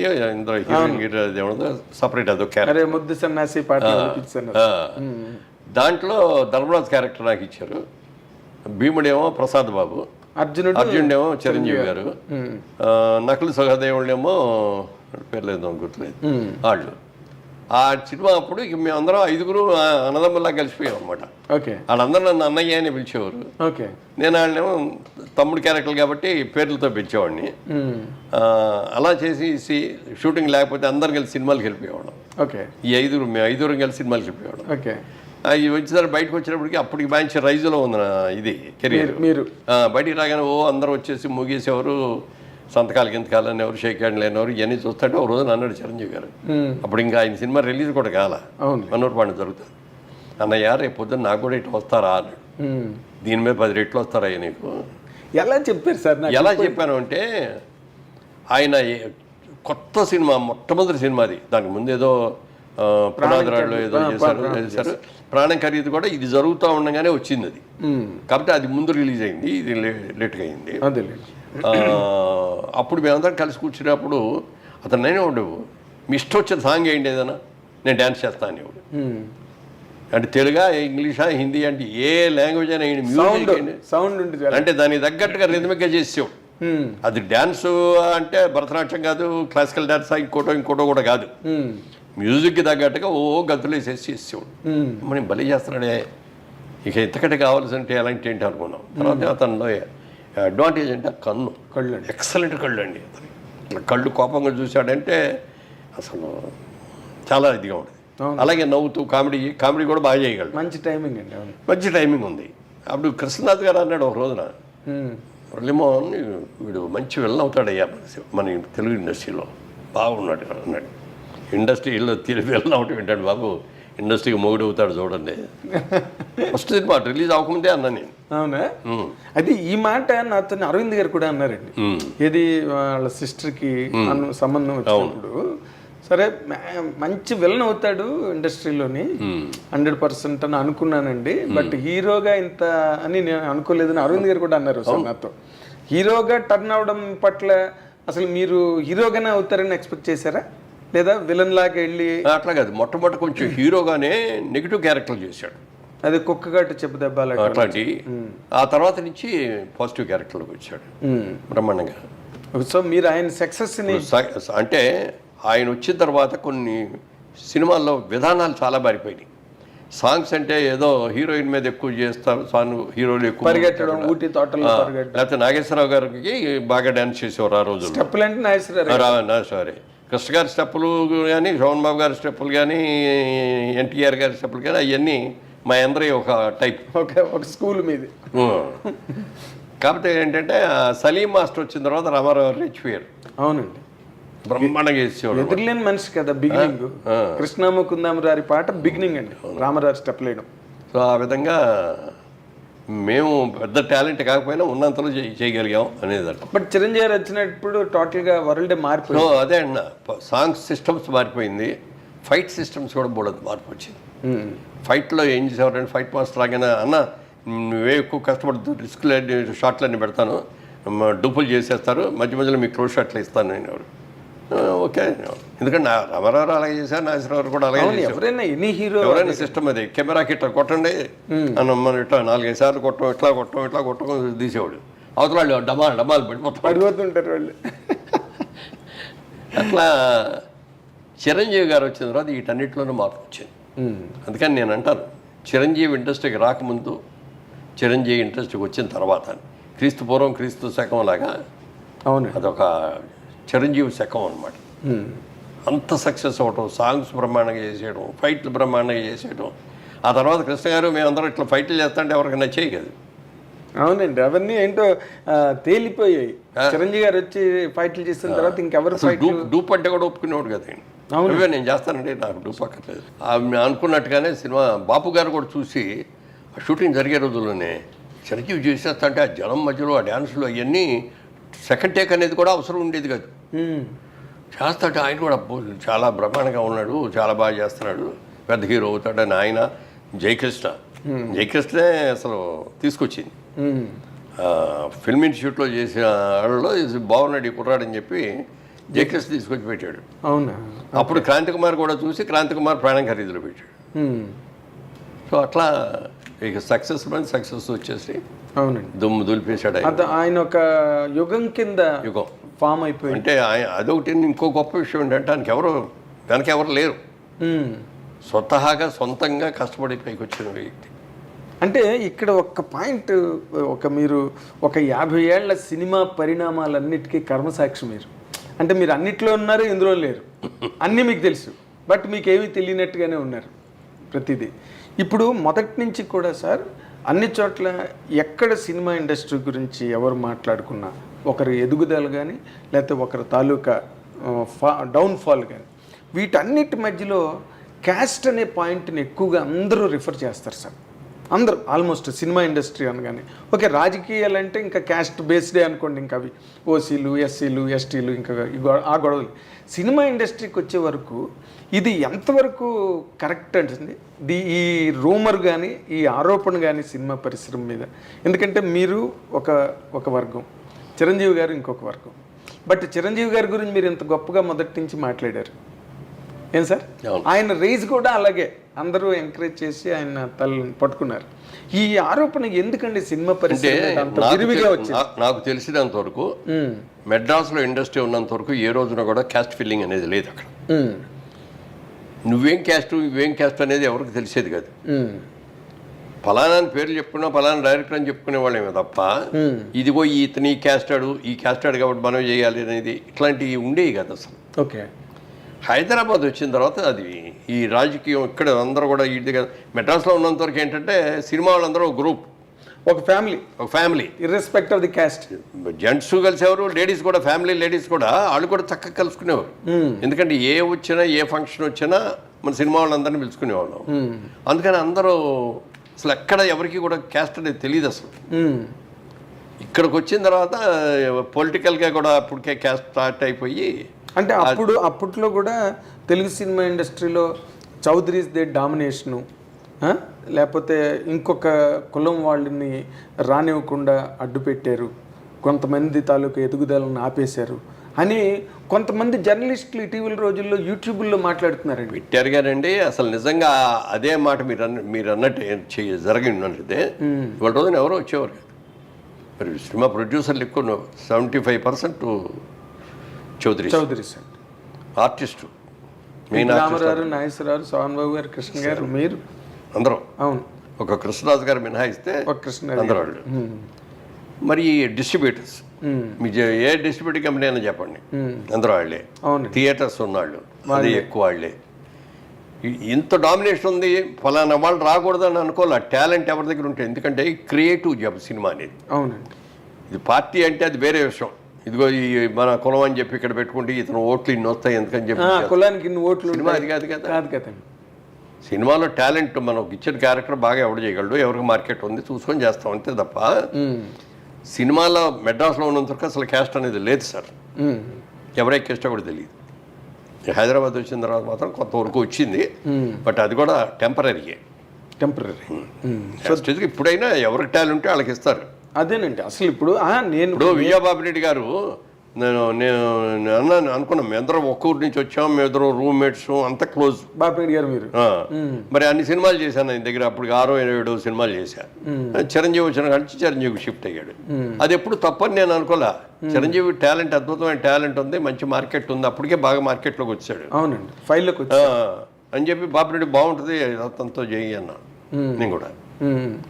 అట్లా ఈర్ష్పడేవాడిని, అతను మన కులం కాదు. అయితే బాపిరెడ్డి గారు ఇదేంటి, అది అతను కాపు మనం కమ్మ కదా ఇదేంటి అని అన్ని ఉండేవాడిని. నన్నే పెట్టుకోను, నేను నన్ను వదిలేసి అతను పెట్టుకుంటామంటే అనలేదు కదా. అవునండి. మనకి ఏంటంటే సినిమా ప్రొడ్యూసర్గా తెలుగాడు ఎవరైనా సరే సినిమా హిట్ అవ్వాలి, నటించగలగాలి కదండి, పెర్ఫామ్ చేయగలగాలి కదా. ఇప్పుడు ఎన్టీ రామారావు చౌదరి అయినంత మాత్రాన్ని ఆయన అందరూ ఆరాధించలేదు. అదే కదా, కృష్ణుడిగా రాముడిగా ఏ వేషం వేస్తే ఆ వేషాన్ని ఆరాధించారు రామారావుని. నాగేశ్వరరావు, దేవదాసు అలాంటి విప్రనారాయణ మహా పాత్రలు చేశారు ఆయన, కాబట్టి నిలబడ్డారు. అవును, పోయిన వాళ్ళు ఎంతమందో తెలియదండి. ఇప్పుడు ఎంతమంది ఇండస్ట్రీకి వచ్చి ఎంతమంది వెళ్ళిపోయారు. ఈ రకమైన విమర్శ ఎక్కువ ఎదుర్కొన్న పరిశ్రమ సెక్టార్ ఏదైనా ఉంటే సినిమా ఇండస్ట్రీ ఒకటే సార్. మీరు చెప్పినట్టుగా అలా అయితే మీరు చిరంజీవి గారు వద్ద నన్నే పెట్టుకోమని చెప్పారు. తర్వాత అశ్విని దత్ గారు, దేవర ప్రసాద్ గారు, వీళ్ళందరూ కూడా చిరంజీవి గారితో సినిమాలు చేశారు. ఎన్నో రోజులు అందరూ ఎక్కువ చేయడం, ఆయన సినిమాలతోనే వాళ్ళు కూడా ప్రయాణం చేయడం మనం కళ్ళెదురుగుండా జరిగిన చరిత్ర అది. అయితే ఇప్పుడు ఇంకొక పాయింట్ సార్, ఇప్పుడు మీరు మీ కెరీర్లో మీరు ముందుకెళ్తున్న దాంట్లో మీరు ఒక సినిమా రంగంలో 50 ఏళ్ళు, వ్యాపార రంగంలో 60 ఏళ్ళు, రాజకీయ రంగంలో 40 ఏళ్ళు, ఈ మధ్య ఫ్లాగ్షిప్ ప్రోగ్రామ్ లాగా నడిచాయి సార్ ఛానల్స్లో అన్నిట్లో. అంటే చాలా సుదీర్ఘమైన స్ట్రెచ్. మీరు ఆరోగ్యంగా ఉండడం భగవంతుడి అనుగ్రహం వల్ల మీకు చక్కటి ఆరోగ్యం ఇచ్చారు కాబట్టి. ఇందులో మీరు ఎక్కువగా ఎంజాయ్ చేసిన రంగం ఏదండి? సినిమా రంగమా, వ్యాపార రంగమా, రియల్ ఎస్టేటా, రాజకీయమా? అంటే మొదటి నుంచి కూడా నాకు బిజినెస్ అనేది ఇంట్రెస్ట్ అని చెప్పాను కదా. అవునండి. అందుకని నేను అనుకున్నది సాధించాను, బిజినెస్లో స్టాండ్ అయ్యాను, నేను కొద్దిగా గొప్ప సంపాదించుకున్నాను అనేది వరకు నాకు ఇప్పటికి కూడా బిజినెస్ మీదే ఆలోచన. ఓకే. సినిమాల్లోకి వచ్చిన బిజినెస్ ఆలోచించాను, సినిమాని కూడా బిజినెస్ గానే ఆలోచించారు. బిజినెస్ గానే ఆలోచించాను. తర్వాత రాజకీయాల్లోకి వెళ్ళేటప్పుడు మాత్రం బిజినెస్ని ఇట్లని ఎక్కడ నీతిగా నిజాయితీ అక్కడ 100% నీతి నిజాయితీ చేసాం. ఇక అందుకని ఇంకెక్కడా కూడా బిజినెస్ అనేది ఆలోచించాల. సో బిజినెస్గా నేను అవ్వాలనుకున్నాను, అయ్యాను. ఆ సాటిస్ఫాక్షన్ వండర్ఫుల్ సాటిస్ఫాక్షన్. అది సినిమా యాక్టర్ అవ్వడం అనేది ఒక అదృష్టం.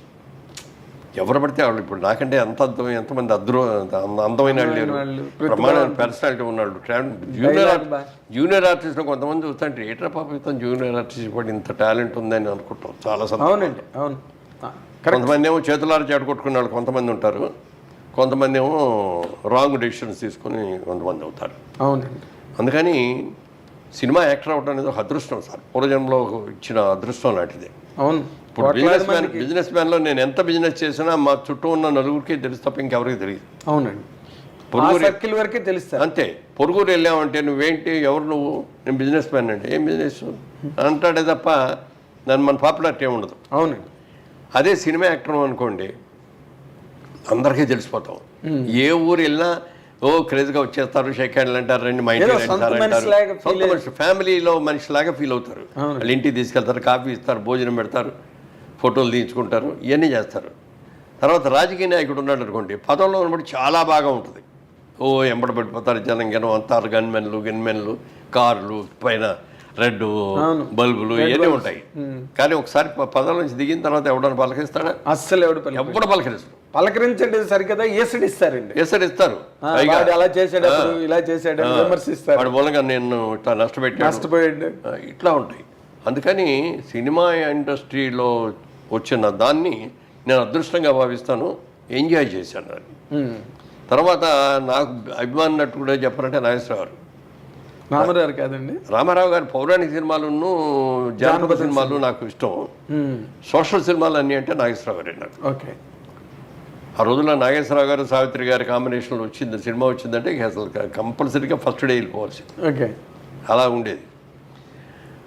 ఆయన ఇన్ఫ్లుయెన్స్ కూడా నా మీద చాలా ఎక్కువ. అవునండి. మొదటి సినిమాల్లో కొన్ని చోట్ల మీరు ఇలా అనుకోవడాలు నాగేశ్వరరావు అదే అనేవారండి, అన్నారు. నన్ను కూడా నా దగ్గరికి కూడా వచ్చారు. ఏమన్నా నేను ఎప్పుడు ఆయన్ని, నాకు ఇమిటేషనే రాదు, యాక్టింగ్ అంటే నేను ఏమనుకుంటానో అది ఫీల్ అయ్యి చేస్తాను అంతే, క్యారెక్టరే తప్ప నేను ఇది చేయలేదండి అని అన్న తర్వాత ఆలోచించి తర్వాత చూస్తే నా సినిమాలో కొన్ని ఉన్నాయి. అంటే ఆయన ఇమేజ్ నాలో అలా జీర్ణించుకుపోయారండి మీరు. అది నాకు తెలియకుండా కొన్ని వచ్చినాయి, తర్వాత అవి రాకుండా జాగ్రత్త పడ్డాను. తర్వాత అదే మేము అప్పుడు స్కూల్లో చదువుతున్న రోజుల్లో మీ సినిమాలు వస్తే అనేవారండి, మాకు నవ్వొచ్చింది. ఆ మాటకి ఇప్పటికీ నవ్వొస్తుంది నాకు. నా అగ్గడి కటింగ్లో ఎక్కువ రేడు కానీ మురళీమోహన్ బట్ మీ సినిమాలన్నీ దైవికంగా వచ్చినవన్నీ ఆడడం అంటే సినిమాలు సెలబ్రేట్ అయ్యాయి. తర్వాత ఏంటంటే నాగేశ్వరరావు గారు, శోభన్ బాబు గారు, నేను, మా అందరిది ఒక కేటగిరీ ఫ్యామిలీ ఓరియంటెడ్ సినిమాలు అన్నీ కూడా. అంటే కుటుంబ సమేతంగా అందరు కలిసి కూర్చొని చూసే సినిమాలు. అవును. రామారావు అనేటప్పటికేమో జానపదాలు ఇవి అనేది ఒకటి చూస్తే మాస్ ఇవన్నీ. అవును. మరి కృష్ణ గారు అనేప్పుడు మొదటి నుంచి కూడా యాక్షన్ హీరో. అవును. Action hero, dashing and daring hero. అవును. అసలు ఎవడో చేయని అని సినిమాస్కోప్ అనేది ఏంటో తెలియదు, 70mm ఏంటో తెలియదు, యాక్షన్ సినిమాలు ఏంటో తెలియదు. ఇలాంటి కానీ మీరిద్దరూ కలిసి చదువుకోవడం, క్లాస్మేట్స్, బెంచ్ మేట్స్, అన్ని మేట్స్, మీరు ఎన్ని మేట్స్ ఉంటే అన్ని. మరి ఏ రోజైనా అసలు కృష్ణ గారిలో ఈ రకమైన యాంగిల్ మీకు కనిపించిందండి? తొలి రోజుల్లో ఆయన చాలా అమాయకంగా కనిపించేది. అదే చెప్తున్నా, చాలా అమాయకంగా ఉండేవాడు అండి. మనిషి బాగా అద్భుతమైన కలర్ కదా, తెల్లగా ఉండేవాడు, మంచి గిరదాలు జుట్టు కూడా బాగా ఒత్తుగా ఉండేది, చాలా అందంగా ఉండేవాడు. ఆయన తెనాలి కాలేజీలో సీటు రాక తను అడిగిన గ్రూప్ ఎంపీసీ గ్రూప్ ఏలూరులో వస్తే ఇక్కడికి వచ్చి జాయిన్ అయ్యాడు. ఓకే. సో అందరూ కొత్త, ఎవరో తెలియదు. ఆయనకి తెలిసిన పట్టణం ముఖర్జీ గారు వాళ్ళు, వాళ్ళ అక్కగారి ఊరు ఆ ఊరే కాబట్టి ఆయన తెలుసు. మల్లెపూ ముఖర్జీ గారు. ఓకే. ఆయన నా దగ్గరికి తీసుకొచ్చి ఇట్లా మా అగ్గారు ఊరు, మీ సెక్షనే బి సెక్షను, మీ ఇద్దరం కలుసుకుంటుండే అని చెప్పి నాకు అప్పచెప్పాడు. అక్కడి నుంచి మీ ఇద్దరం కూడా ఫ్రంట్ బెంచ్ స్టూడెంట్స్ మేము. ఓకే. పక్కన కూర్చునేవాళ్ళం. అల్లరి బ్యాచ్ అందరం అనుకుండేవారు. కొంచెం క్లాస్ స్టూడెంట్స్ ముందు అందరినీ కూడా ముందు కూర్చోబెట్టారు. అట్లా తెలుసు. ఓకే. అప్పుడు కూడా సినిమాల గురించి పెద్ద అనేవాడు కాదు. కానీ నాగేశ్వరరావు గారిది వజ్రోత్సవం జరిగింది. 60 సినిమాలు పూర్తయిన టైంలో ఏలూరు కాలేజీలో ఆయన నన్ను పెకెట్ శివరాం వచ్చారు. సో మా కాలేజీ ఆడిటోరియంలో ఆయన మాట్లాడటం, ఆ క్రేజు, పిల్లలందరూ ఎగబట్టడం ఇవన్నీ చూసి కృష్ణ గారికి అప్పుడు వచ్చింది ఆలోచన. ఓకే. మనం ఎందుకు కాకూడదు అన్నారా? మనం ఇంత అందంగా ఉన్నాం కదా, మనం ఎందుకు ట్రై చేయకూడదు అంటే ఆయన, మనం అంటే ఆయన రాయల్ ఇలాగా చెయ్యి బాగుంటుంది, నువ్వు చాలా అందంగా కూడా ఉంటావు కదా, బాగుంటుంది అన్న తర్వాత ఒకసారి ఈయన వచ్చాడు, మన తిలక్ గారు, డైరెక్టర్ తిలక్ గారు అని, కేబి తిలక్ గారు. ఆయన వచ్చాడు. ఆయన వచ్చి చూసేసి పిలిచాడు, ఏంటి సినిమాలో ఇంట్రెస్ట్ ఉందా అన్నాడు. ఉందండి అన్నాడు. సరే నేను ఇప్పుడు సినిమా జరుగుతుంది, ఇది అయిపోయిన తర్వాత మళ్ళీ నెక్స్ట్ సినిమా మొదలెట్టేప్పటికి ఇస్తాను అని అడ్రస్ ఇచ్చి నువ్వు వచ్చి కలువు నన్ను అన్నాడు. ఈ లోపల అదే సినిమా అతను డిగ్రీ పూర్తి చేశాడు, నేనేం ఫెయిల్ అయ్యాను, బయటకు వెళ్ళిపోయాను. అతను డిగ్రీ పూర్తి చేసి స్టూడెంట్ అండి కృష్ణ గారు. కృష్ణ గారు కూడా యావరేజ్ స్టూడెంట్ అయితే ఎప్పుడైతే తిలక్ గారు కూడా అన్నారో బాగా యాక్టర్ అయిపోవాలని విపరీతమైన కోరుకుండేది. అప్పుడు అనేవాడు, పెద్ద యాక్టర్ని అయిపోవాలి, పెద్ద థియేటర్, వాళ్ళ ఊర్లో గైటీ థియేటర్ అని ఉండేది, ఆ గైటీ థియేటర్లుగా పెద్ద థియేటర్ కట్టాలి, మంచి పడవ లాంటి కారు కొనుక్కోవాలి, ఇవన్నీ అనేవాడు. ఓకే. ఎంత అన్నా కూడా మాలాంటి వాళ్ళు వెరీ ఫ్యూ వాళ్ళ దగ్గర తప్ప ఇంకోళ్ళ దగ్గర మాట్లాడేవాడు కూడా కాదు. అసలు మామూలుగానే తక్కువ మాట్లాడేవాడు. అప్పుడు కాలేజీలో నిక్నేములు పెడతారు కదా జనరల్గా, అతనికి దేవుడు అని పెట్టారు. ఎందుకు అంటే ఎప్పుడు చూసినా దేవుళ్ళలాగా వచ్చి కూర్చుంటాడు, మాట్లాడు, పలకడు, విగ్రహంలాగా ఉంటాడు, మంచి బాగుంటాడు, ఇది అని దేవుడు అని పెట్టాం పేరు అందరం కలిసి. నిజంగా ఆ దేవుడు అని ఎందుకు పెట్టారో, ఎవరు పెట్టారో వేళ విశేషంగానండి. నిజంగా సినిమా ఇండస్ట్రీలో దేవుడే. నిర్మాత శ్రేయస్సు కోరుకున్నటువంటి అద్భుతమైనటువంటి నటుడు కృష్ణ గారు. ఎవరన్నా తనతో సినిమా ఫ్లాప్ అయిపోతే, అతను వచ్చి కనపడకపోతే బంగారం పిలిచి, బంగారం కాదు హనుమంతరావు గారిని పిలిచి, ఏంటాడు అసలు కనపడలేదు అంటే, ఫ్లాప్ అయింది కదా అందుకని రావట్లేదు అన్నాడు. పిలుచుకురా అని చెప్పి మనిషిని ఇచ్చి పంపించి అనిపించి, ఏమయ్యా కనపడమంటే, సినిమా తీసి మళ్ళీ అంటే, ఏం తీయనండి, ఉన్న డబ్బులన్నీ పోయినాయి, నేను దేం పెట్టి తీను, కొబ్బరికాయ కొట్టడానికి కూడా డబ్బులు లేవు దగ్గర, నీకెందుకు నువ్వు వాడవయ్యా సినిమా అని చెప్పి సినిమా మొదలుపెట్టి ఇచ్చి, మొత్తం డబ్బులు ఫైనాన్స్ చేయించి, డైరెక్టర్ ఆయనే ఫిక్స్ చేసి, సబ్జెక్ట్ ఆయనే సెలెక్ట్ చేసి సినిమా చేయించాడు. డిస్ట్రిబ్యూటర్తో ఆయనే మాట్లాడి, అవసరమైతే హాస్టల్ సినిమా రిలీజ్ ముందు డబ్బులు పే చేసేయాలి కదా అందరికీ, అక్కడ అవసరం వచ్చే సంతకం పెట్టాడు ఆయన. ఫైనాన్సర్స్కి సంతకం పెట్టి సినిమా రిలీజ్ చేయించి వచ్చిన లాభం మళ్ళీ అతనికి ఇచ్చాం. ఎవడు చేస్తాడండి? అప్పుడు చేస్తాడు. తర్వాత ఏ రోజున కూడా ఏ నిర్మాత దగ్గర కూడా డబ్బులు ఇస్తే కానీ నేను షూటింగ్ రానన్న మాట ఆయన లైఫ్ కెరియర్ మొత్తంలో ఇప్పుడు అలా. అవును సార్, అవును. ఇచ్చేది పుచ్చుకున్నాడు అంతే. ముందు సినిమా పూర్తి అయిపోయా, సినిమా రిలీజ్ అయ్యి అది అందుకే సార్ ఈ మాట మీకు నోటీస్లోకి వచ్చింది లేదు. శోభన్ బాబుకి రూపాయి ఎగ్గొట్టినోడు లేడు, కృష్ణ గారికి రూపాయి సరిగ్గా ఇచ్చినోడు లేడు అని ఒక సామెత.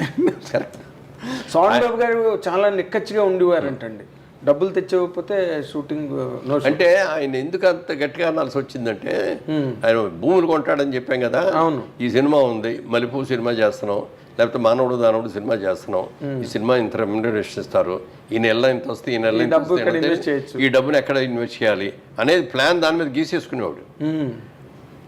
వచ్చి నోట్బుక్ ఉండేది ఇట్లా, ఈ షార్ట్ లేనప్పుడు అక్కడ తీసుకొని చూసుకుంటుంది, ఏదో రాసుకుంటూ ఉండేవాడు. అంతేగాని క్యారెక్టర్ వాటి గురించి కాదు, అట్లా అని కాదు, క్యారెక్టరే అదేలేండి. ఇది అందుకని ఏంటంటే ఆ డబ్బు ఆ టైంకి అతను ఇవ్వకపోతే చాలా ఇబ్బంది అయిపోయేవాడు అనమాట. ఇన్స్టాల్మెంట్ కట్టాలి కదా. మరి వీళ్ళ సాధక బాధకాలు కూడా అవసరమే కదా సార్. అట్లే డిఫరెంట్గా పాటించుకుంటే ఎక్కడ ఉన్నాడు కానీ. అదేలేండి, అదే అంటే కృష్ణ గారితో కంపారిజన్లో, కృష్ణ గారితో కంపేర్ చేసుకుంటే కృష్ణ గారి తర్వాత ఎవరైనా కృష్ణ గారు, ఎవరైనా సరే మేమందరం కూడా అయింది. కాకపోతే నేను కూడా అది నేనంటే బిజినెస్లోంచి వచ్చాను కాబట్టి ఫైనాన్స్లో ఎంత కష్టపడతారు, మరి ఎంత డబ్బు తీసుకొచ్చి పెడుతున్నాడు నిర్మాత.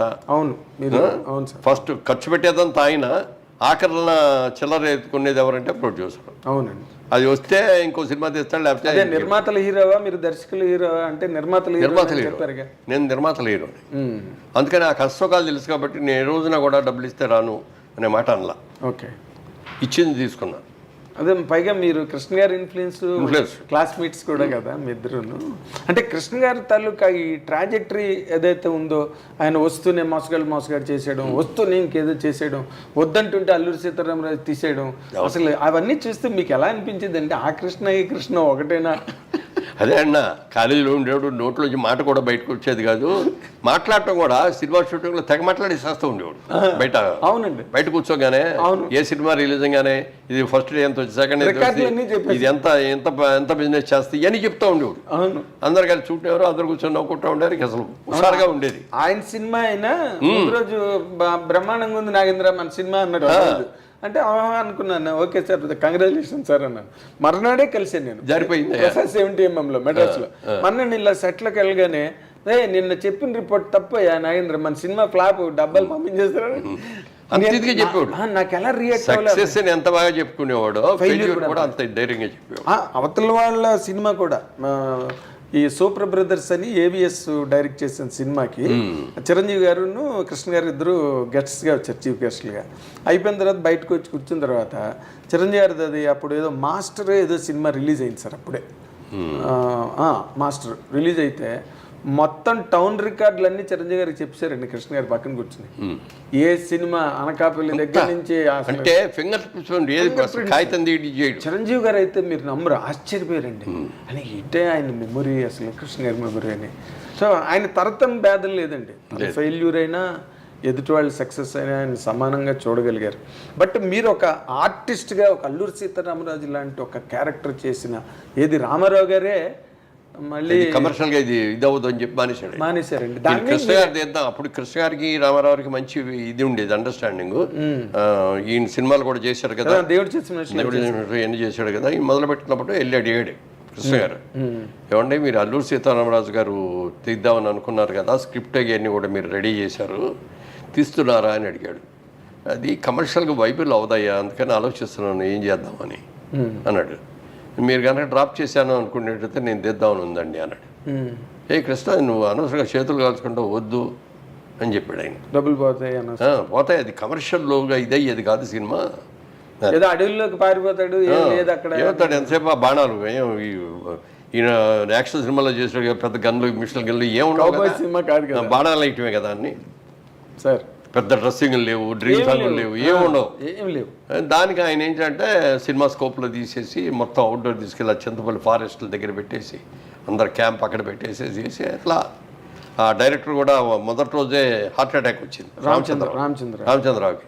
వస్తే ఏం చేయాలని తెలియకపోతే ముందు హాస్పిటల్కి తీసుకెళ్ళిపోండి, వైజాగ్ అక్కడికి తీసుకెళ్ళి ఇది చేశారు. అప్పుడు అక్కడ దగ్గర కానీ అక్కడ చేసి వెళ్ళేటప్పుడు రామచంద్రరావు మీరేం కంగారు పడకుండా వెళ్ళండి, ఎవరినో మీరు చేసుకొని మీరే తిరిగి వస్తారు, మీరు తిరిగి వచ్చేవరకు నేను డైరెక్ట్ చేస్తానండి అన్నాడు. అప్పుడు దాకా డైరెక్షన్ కూడా తెలియదు వీరికి. ఓకే. కాకపోతే అంటే దాంట్లో సబ్జెక్ట్ అంతా కూలంకషంగా ఏ టు జడ్ తెలుసు కాబట్టి మొదలు పెడుతున్నాడు కాబట్టి ఆయన చేయటం మొదలెట్టాడు. మొదలుపెట్టేసాడు. సినిమా డైరెక్టర్ ఎవరు పేరంటే ఆయన పేరే వేసాడు. అవునండి, వి రామచంద్ర గారి పేరే ఉంటుంది. ఆయన తర్వాత వచ్చి అసలు తగ్గి ఆయన వచ్చి మళ్ళీ షూట్ చేయలే. అవును, పోయారు. మొత్తం ఈయనే చేశాడు, ఆయన చనిపోయాడు. అవును, డైరెక్టర్ అతను పేరే చేశాడు. అలాంటి మారల్ వాల్యూస్ అసలు తర్వాత డబ్బులు కూడా ఫ్యామిలీకి పంపించాడు. సినిమా మొత్తం డైరెక్ట్ చేస్తే ఎంత ఇస్తాడో ఆ అమౌంట్ అంతా కూడా ఇచ్చి పంపించాడు. గ్రేట్ కదా సార్ నిజంగా.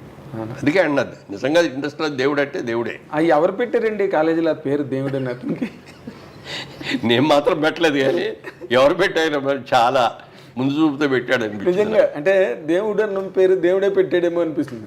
లేకపోతే అసలు అలాంటి ఆలోచన ఇప్పుడు ఏదో బొంగమూతనో ఏదో జడ్డివాడో ఇలాంటివే పెడతారు, కానీ దేవుడు అని పెట్టడం ఏంటి సార్? అంటే తెల్లటి బట్టలు వేసుకొని చక్కగా అందంగా ఉండి వైట్ డ్రెస్ వేసుకుని, వైట్ డ్రెస్ ఎక్కువ వేసేవాడు, మంచి జుట్టు, గిరిజాల జుట్టు చాలా బాగుండేది అప్పుడు. తర్వాత ఊడిపోయింది కానీ. అవును, మీ అందరికీ ఊడిపోయింది. అసలు అక్కడికి వెళ్ళింది రామారావుది ఎంత పెద్ద జుట్టు అండి, బ్రహ్మాండం. నాగేశ్వరరావు దొంగరాముడు సినిమాలో మంచి హెయిర్ స్టైల్, సోహన్ బాబు గారిది మీ అందరిది. కానీ బట్ ఆ విగ్గులు పెట్టేసి రిఫ్లెక్టర్స్, ఆ విగ్గులు పెట్టంగానే ఏమవుతుందంటే లోపల చెవట్లు పెట్టేస్తాయి. ఆ చెవట్లు పెట్టేసి దానికి అట్లాగే ఉండేటప్పుడు కూడిపోతాం. తర్వాత ఇంకోటి, ఇప్పుడు కృష్ణ గారికి రామారావుకి మధ్యలో రిఫ్ట్ రావడం, వాళ్ళిద్దరి మధ్య డిఫరెన్స్ ఎవరికి ఏమి తెలియదు సార్. ఊరికి అవ్వాకులు చెవ్వాకులు పేలుతారు సార్ బయట. ఏమండి అసలు ఏం జరిగింది సార్ వాళ్ళిద్దరి మధ్యన? అంటే యాక్చువల్గా నాకు కూడా దాంట్లో ఇన్వాల్వ్ కాలేదు నేను, ఎందుకంటే బట్ కొంతవరకు మీకు జెన్యూన్ ఇన్ఫర్మేషన్ వచ్చి ఉంటుంది. అదే ఇప్పుడు ఈయన కూడా సినిమా చేద్దామని అనుకున్నాడు.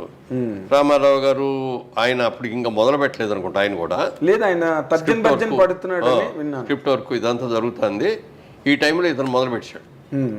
మొదలు పెట్టినప్పుడు ఆయన పౌరుషం వచ్చింది. ఏంటి పౌరాణిక క్యారెక్టర్ నేను చేయాలి కానీ కృష్ణ చేస్తే ఎవరు చూస్తారు అని చెప్పి ఈయన సైమల్టేనియస్గా మొదలుపెట్టి నెల రోజుల్లో సినిమా తీసేసి రిలీజ్ చేశాడు. ఆయన పెద్ద హిట్ అయిపోయింది. ఏది? ఎన్టీ రామారావు సినిమా దానవీర్ సూర్కర్. అవునండి, అవును. అందులో 4-5 క్యారెక్టర్లు చేసి ఆయన డైరెక్ట్ చేసి, అది చాలా భయంకరమైన ప్రయోగం సార్ అది దానవీర్ సూర్కర్. ఆయన కాబట్టి ఈయనకి దేవుడు అని పేరు పెట్టారు. ఆయన పూర్తిగా దేవుడు, నిజంగా దేవుడు, దైవాంశ సంభూతుడు, 100%. దానిలో డౌట్ లేదు. ఎవడు కృష్ణుడు వేసినా కృష్ణులాగా ఉంటాడు, దుర్యోధనుడు దుర్యోధులాగానే ఉంటాడు, రావణాసురుడు ఇస్తే రావణాసురులాగానే ఉంటాడు. బాబాయ్ మైండ్ బ్లోయింగ్. అంటే నార్మల్ గా ఆయనకి దేవుడు అని పేరు పెట్టారండి మీ కాలేజీలో. బట్ ఎన్టీ రామారావు ప్రత్యక్ష దైవాంశ సంభూతుడు. ఎందుకంటే ఆయన కృష్ణుడు గెటప్ మాయాబజారులో చేసినప్పుడు ఇప్పుడు ఇది వచ్చేది విజయ్ చిత్ర అని ఒక మ్యాగజైన్ గుర్తుంది కదా, కలర్ ప్రింటింగ్. అప్పట్లో కలర్ ప్రింటింగ్ ఉండేది కాదు, అది ఒక్క మ్యాగజైన్ కలర్ లో ఉండేది. అవునండి. దాంట్లో సెంటర్ స్ప్రెడ్ లో రామారావు గారిది ఈ కృష్ణుడు గెటప్ వేశారు. అది చూసి అందరూ థ్రిల్ ఫీల్ అయిపోయి ఎవరికాళ్ళు దాన్ని జాగ్రత్తగా ఓపెన్ చేసి ఫ్రేములు కట్టుకొని ఇళ్లలో తగిలించుకునేవాళ్ళు కొంతమంది, దేవుడి గదిలో పెట్టుకునేవాళ్ళు కొంతమంది. ఇప్పటికే ఉన్నాయి కొన్ని ఇళ్లలో. అవునండి, కృష్ణుడు గెటప్ ఆయన అన్డౌటెడ్గా. మొన్న ఎవరో వాళ్ళు లేనిపోని కాంట్రవర్సీ లేపి ఎన్టీ రామారావు విగ్రహం. ఇప్పుడు చాలా చోట్ల అల్లూరి సీతారామరాజు విగ్రహాలు మీరు గమనించండి కృష్ణ గారి లాగా ఉంటాయి. అదే అంట. ఆడు కూడా మనిషి కదండి, శిల్పి చెక్కేవాడు కదా, ఆడికి ఒక ఆనికి కావాలి కదా. ఎలాగని దాని మీద అసలు మొన్న చాలా తప్పు, దారుణం అండి. పాపం ఎన్ఆర్ఐ అమెరికా నుంచి వాళ్ళు తీసుకొచ్చి బోల్డ్ అంత అమౌంట్ పెట్టి ఒక అద్భుతమైన ఇది చేయాలని చాలా పెద్ద విగ్రహం అది. అవును, అంత చేస్తే మన ఇండస్ట్రీ వాళ్ళు దానికి ఎదురు తిరిగి ఇది చేశారు. దీని వెనక అప్పుడు ఎంక్వైరీ చేస్తే ఏంటంటే పొలిటికల్లో ఇది జరిగింది. ఈయన ఇది పెట్టేసేస్తే అజయ్ కుమార్ గారు కదా మినిస్టర్, అవును, ఈయన పేరు వచ్చేస్తుంది అని చెప్పి దాన్ని దెబ్బ కొట్టడం కోసం యాదవులు ఆర్టిస్టులు వాళ్ళని కొంత ఇది చేసేసి వాళ్ళే డబ్బులు ఇచ్చి ఇది చేసి నేను పెట్టించారు పొలిటికల్గా. ఓకే, ఇప్పటివరకు రాలా. ఇక నిన్న ఏదో మాటల మీద ఆయనే ఫోన్ చేశారు, ఏమైంది కేసు అంటే అది ఇప్పుడప్పుడే తేలేటట్లేదండి, ఈ విగ్రహాన్ని అప్పటిదాకా అట్లా ఉంచడం ఇష్టం లేదు, పక్కన ఎవరిదో ల్యాండ్ ఉంది, ఆ ల్యాండ్ అతను కూడా ఇస్తున్నాడు, అక్కడ పెట్టేసి చేస్తున్నాం, తొందరలో దాన్ని స్టార్ట్ చేస్తాం, ప్రతిష్ఠించేస్తాం చెప్పారండి. చెప్పాడే. Okay, very good, very good. అంటే రామారావు గారితో పాటు ప్యారలల్గా నాకు రామనాయుడు గారు ఒకసారి నాతో అన్నారు, సార్ ఎన్టీ రామారావు గారి మాస్ పాపులారిటీ, మాస్ బేస్ని అటాక్ చేసిన హీరో ఒకే ఒక హీరో కృష్ణ అని. అవును, అంటే అతను కూడా మాస్ హీరో కదా, మాస్ హీరో. కృష్ణ గారు కూడా మాస్ హీరో. జేమ్స్ బాండ్ సినిమాలన్నా బాగా వచ్చినాయి, తర్వాత రామారావు ఆయన కలిసి చేసి ఈ బాగా వచ్చినాయి. అవును, అన్నీ వచ్చినాయి. అంతే డైరింగ్గా వెళ్ళిపోయాడు. అదే ఆ క్రేజ్ ఎక్కువ వచ్చిందండి, ఆయన డేరింగ్ అండ్ డాషింగ్ అన్న ఒక క్రేజ్. కానీ వాళ్ళిద్దరి మధ్య వచ్చిన రిఫ్ట్ ఎన్నాళ్ళు కంటిన్యూ అయింది? అది పెద్ద ఎక్కువ రోజులు. ఓకే, తొందరగానే. అదే మన అల్లూరి సీతారామరాజు దాన్ని కూడా నాగేశ్వరరావు గారికి అగెయినెస్ట్గా కూడా చేశారు దేవదాసు. అవును, అందరం ఇండస్ట్రీలో చాలా మంది అంటున్నాం దేవదాసు ఫెయిల్ అయిపోతాడని. ఆ సినిమా కంటే ముందేమో పాత దేవదాసు రిలీజ్ చేశారు, అది 100 days ఆడేసింది. అది కూడా అంటే ఇప్పుడు మనం మాట్లాడితే ఏదో మన ఇండస్ట్రీలో వ్యవహారాలు కాబట్టి, కానీ అది కూడా ఏదో ఒక పాలిటిక్స్ చేసి దాని నాగేశ్వరరావు దేవదాస్ రిలీజ్ చేశారు కృష్ణ గారి మీద అని ఒక టాక్ నడిచింది. ఎవరో కొన్ని రైట్స్ తీసుకున్నారు, అది తీసుకొని చేశారు వాళ్ళు కమర్షియల్గా ఆలోచించింది. అదే దీని మీద కోపం కానీ ఇదే అని కాదు, ఈ గొడవలో అసలు దేవదాస్ అంటే నాగేశ్వరరావు గారే అనే కదా ఇండస్ట్రీలో. 100% అదర్ లాంగ్వేజ్ దిలీప్ కుమార్ చేశారు, తమిళ్లో శివాజీ గారు చేశారు, అన్ని లాంగ్వేజ్ అన్ని ఫెయిల్ చేయాలి. దిలీప్ కుమారే అన్నాడు ఈజ్ బెస్ట్ అని చెప్పి చేశాడు. దానికి తోడు ఘంటసాల గారి పాటలు, అజరామరమైన పాటలు, అసలు దాంట్లో సావిత్రి గారు అసలు. సో అవన్నీ ఏంటంటే ఇది రిలీజ్ చేసుకుంటే మనకి డబ్బులు వస్తాయి అనుకున్నారు, రిలీజ్ చేశారు బ్రహ్మాండంగా. కంప్లీట్ కమర్షియల్, అది కమర్షియల్ ఇదే తప్ప ఇందులో కృష్ణ గారి మీద ఇండియాలో కూడా లేరు. అప్పుడు గుండె ఆపరేషన్ కోసం అమెరికాలో ఉన్నారు. ఆయన పర్మిషన్ తీసుకుని రిలీజ్ చేశారంటండి ఆ రోజున. అంటే ఇండస్ట్రీలో మాట్లాడుకునే మాటలు. తర్వాత ఇన్ జనరల్గా సార్ రామారావు, నాగేశ్వరరావు, కృష్ణ గారు ఇదంతా ఇలా జరిగితే మీరు ఒక సక్సెస్ఫుల్ పర్సన్ నటుడుగానా, నిర్మాతగానా, లేకపోతే ఒక రియల్ ఎస్టేట్ రియల్టర్గానా, లేకపోతే రాజకీయాలు కాస్త పక్కన పెడదాం సార్, ఇందులో మీరు you are a very very highly successful person sir. అంటే ఫెయిల్యూర్స్ని దగ్గరికి రానివ్వని ఒక విజయవంతమైన వ్యక్తి మీరు.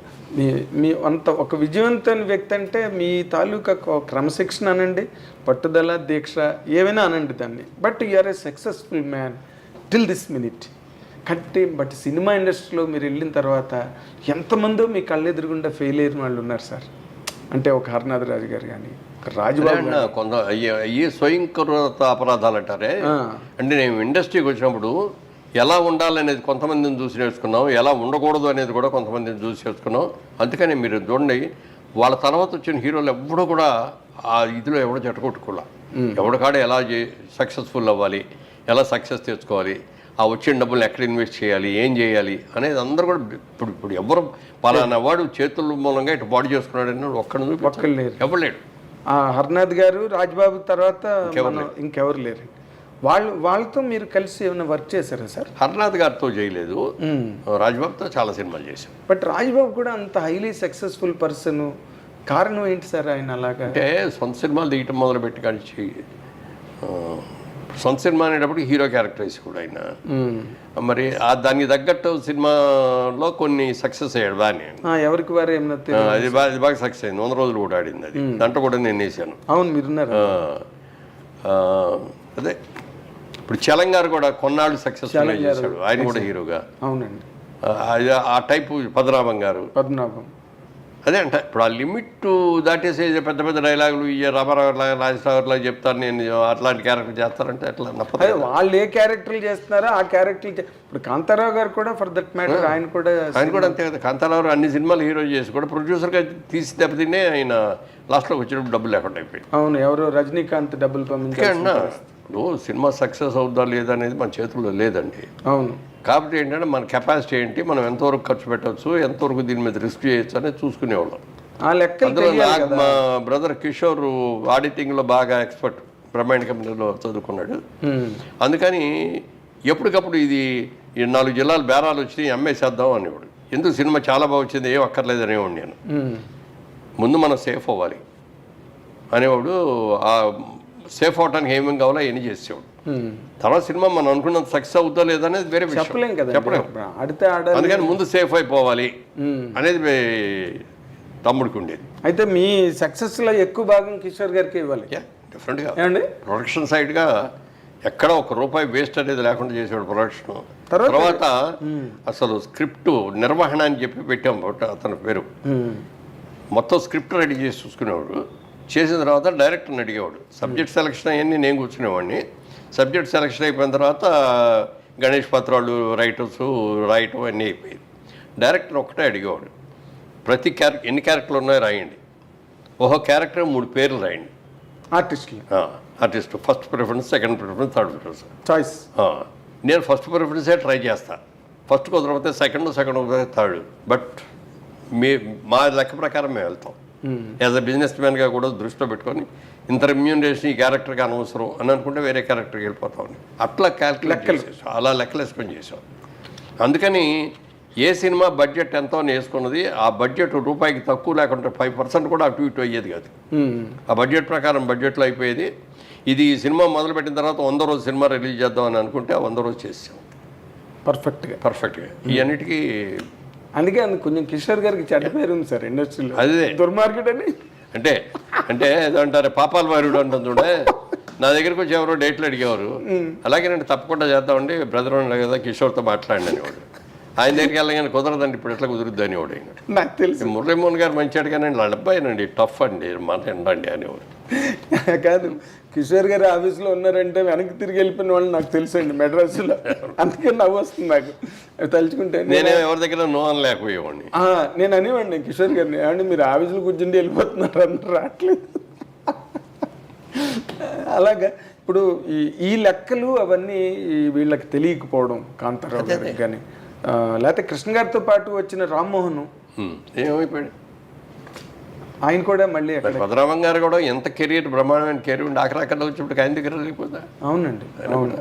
సరే, ఇప్పుడు ఇదొక ఎత్తండి. జనరల్గా మీరు ఇందాక అన్నారు ఏది, సావిత్రి గారి సినిమా రిలీజ్ అయితే ఫస్ట్ షో అని చెప్పి, మీరు సావిత్రి గారితో ఎప్పుడైనా ఇండస్ట్రీకి వెళ్ళిన తర్వాత మూవ్ అయిన సందర్భాలు ఉన్నాయా? సినిమాలు చేశాంగా. అదే సినిమాలు చేయడమే కాకుండా జనరల్గా మీరు జనరల్ లేదు అభిమానిగా అంటే మొట్టమొదటి సినిమా భారతంలో ఒక అమ్మాయి అని దాసరి గారు డైరెక్ట్ చేశారు. డైరెక్షన్. నాకు తల్లి ఏమో సావిత్రి గారు, తండ్రి ఏమో కాంతారావు గారు. చంద్రమోహన్కి ఏమో రాజసులోచన గారి తల్లిను ప్రభాకర్ రెడ్డి గారి తండ్రి. అక్కడ గొడవలు వస్తాయన్నమాట. ఈ అమ్మాయిని పెళ్లి రోజారమ్మని పెళ్లి చేసుకోవడం దగ్గర ఇది ఇన్ని. ఓకే. అది దాంట్లో ఇవన్నీ చేసినప్పుడు ఇవన్నీ చేసిన రోజున ఒక రోజున మొట్టమొదటి ఫస్ట్ షాట్ పెట్టారు నేను మా ఇద్దరు కాంబినేషన్లో. పెద్ద స్టేర్ కేస్ మీద నుంచి ఇట్లా దిగుతా నేను చెప్పుకెళ్ళి ఒక చోట ఆగాలి, ఆ వెనక ఆవిడ చెప్పుకుంటూ వచ్చి ఆగాలి. అదంతా ఒకటే షాట్ పెట్టారు దాసరి గారు. రిహార్సల్ చేసాం, ఒక 2 రిహార్సల్ బాగానే ఉన్నాయి, టేక్ అన్నారు. నేను వచ్చేసాను. వచ్చిన తర్వాత ఆవిడ డైలాగ్ అవ్వాలి మొదలుపెట్టలా. ఏమిటి మర్చిపోయిందా ఏంటి పెద్ద ఆవిడ అని అనుకుంటా డైరెక్టర్ ఇంకా చూస్తున్నా ఇట్లా ఏమైనా కట్ చెప్తాడని. కట్ చెప్పలా. తర్వాత మెల్లగా డైలాగ్ చెప్పుకుంటూ వచ్చింది, చేసింది. ఓకే ఓకే అని అందరూ చప్పట్లు కొట్టారు. నాకు అర్థం కాదు ఇదేంటి ఇంత గ్యాప్ వచ్చింది, ఇంత డిలే వచ్చింది, ల్యాగ్ వచ్చింది. ఆ రోజుల్లో ల్యాగ్ అనేది ఎక్కువగానే ఉన్నాం కదా, ఇంత ల్యాగ్ వచ్చింది. డైరెక్టర్ గారు కూడా ఓకే అన్నారు అని చెప్పి షూటింగ్ అయిన తర్వాత ఆయన అడిగాను నేను, ఏమండి మరి అక్కడ గ్యాప్ వచ్చింది కదా, రిహార్సల్ అంత క్విక్గా చెప్పి ఇక్కడికి వచ్చేవాడు గ్యాప్ వచ్చింది కదా, మరి ఓకే చేశారేంటి అంటే, రష్లో వచ్చింది రష్ చూడు అన్నాడు. వెళ్ళి చూస్తేనండి ఆ గ్యాప్లో ఇచ్చిందండి ఎక్స్ప్రెషన్స్ అసలు ట్రెమండరస్ అనమాట. గ్యాప్ ఎందుకు తీసుకుందనే దానికి గొప్ప డైలాగ్ చెప్పేది ఎవరైనా చెప్తారండి. కానీ నేను చెప్పిన డైలాగ్కి ఆవిడ రియాక్షను ఇదన్నమా అట్లా ఇది చేసింది. అది చూసిన తర్వాత వెళ్ళి కాళ్ళకి దండం పెట్టాను. ఓకే. మహానటేనండి మీరు. అది చెప్తే ఆ రోజు నాకే ఇచ్చింది. నేను వెనక తిరిగి చూడకూడదు, తిరిగి వచ్చాను కదా. పైగా అంత మహానటిని అమ్మ గ్యాప్ వచ్చింది బాగాలేదు అని అనలేం కదా మనం. ఆవిడ అప్పట్లో ఆ టైంకి అసలు సావిత్రి గారి షూటింగ్కి వస్తేనే చాలు, సెట్కి వస్తేనే చాలు, ఎందుకంటే ఆవిడ అప్పటికే డిజాస్టర్లోకి వెళ్ళిపోయారు. సూర్యన్ బాబు సినిమా తీశాడు, ఇది కృష్ణ గారి ఏదో గుర్తురాట్ల పేరు. ఆ సినిమాకి సావిత్రి గారి తల్లి, గుమ్మడి గారి తండ్రి, నేను చిన్న కొడుకుని, కొంచెం అల్లరి చిల్లరగా తిరిగే టైప్ అనమాట. ఒకటే షాట్ పెట్టాడు రాజాచంద్ర. కెమెరా టాప్ యాంగిల్లో పెట్టేసి నైట్ సీను మొత్తం లైటింగ్ హీటింగ్ అంతా చేసి ఆవిడ నన్ను వచ్చి తిట్టి కొట్టడం అనమాట. షాట్ అందరూ కొట్టారు, అందరికి అయిపోయింది, చేశారు, బ్రహ్మాండంగా వచ్చేసింది, అందరూ చప్పట్లు కొట్టారు, అయిపోయింది. అంతా అయిపోయిన తర్వాత నాకు ఏదో లోపల మండుతున్నట్టుగా ఉంది, అవన్నీ ఊదుకుంటున్నా. ఆవిడ చూసి గవ్వ వచ్చేసి ఏంటన్నా ఏమైంది అంది. ఇవి ఏం లేదమ్మా కొంచెం ఏదో ఇదిలాగా ఉంటే ఇది ఊతున్నారు. కానీ గుండెలు తీసి చూస్తే ఆవిడ లాగి ఇట్లా కొట్టి చేయటంలో ఈ గోల్డ్ని ఇట్లా గీసుకొని బ్లడ్ వస్తాను.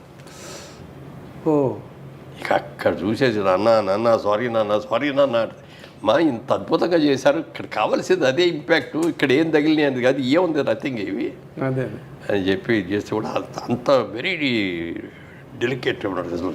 ఎవరికైనా చిన్నాళ్ళకి పక్కన వాళ్ళకి కష్టం వచ్చిందంటే వెరీ సెన్సిటివ్. వాళ్ళ కష్టం వచ్చిందంటే కూడా తట్టుకునేది కదా. అలాగే ఎవరన్నా వచ్చేదన్నా శుభలాకి తీసుకొచ్చి పెట్టారు కాబట్టి దగ్గర ఎంత డబ్బులు ఉంటే అంత డబ్బులు అక్కడ ఇచ్చేసారు. అలాగే ఆవిడ మీరు అంటే ఆల్మోస్ట్ లాస్ట్ డేస్ మీరు అప్పటికి ఇండస్ట్రీకి వెళ్ళిపోయారు, ఆవిడతో యాక్ట్ చేశారు. అసలు ఒక్కొక్కరు ఒక్కొక్క కథనం చెప్తారండి సావిత్రి గారి గురించి. ఎవడి వెర్షన్ వాడిది, ఎవరి వెర్షన్ ఆడిదే సావిత్రి గారు. నాకు చూసింది 9 వరకు అయితే అట్లా కొన్ని సినిమాలు రామాయణంలో పిట్టకల వేట ఇంకా అయ్యో కొన్ని సినిమాలు చేశాం మేము అందరం. ఆ సినిమాలన్నీ చాలా సక్సెస్ అయిన తర్వాత ఆవిడతో బాగా ర్యాప్ విపరీతంగా పెరిగింది.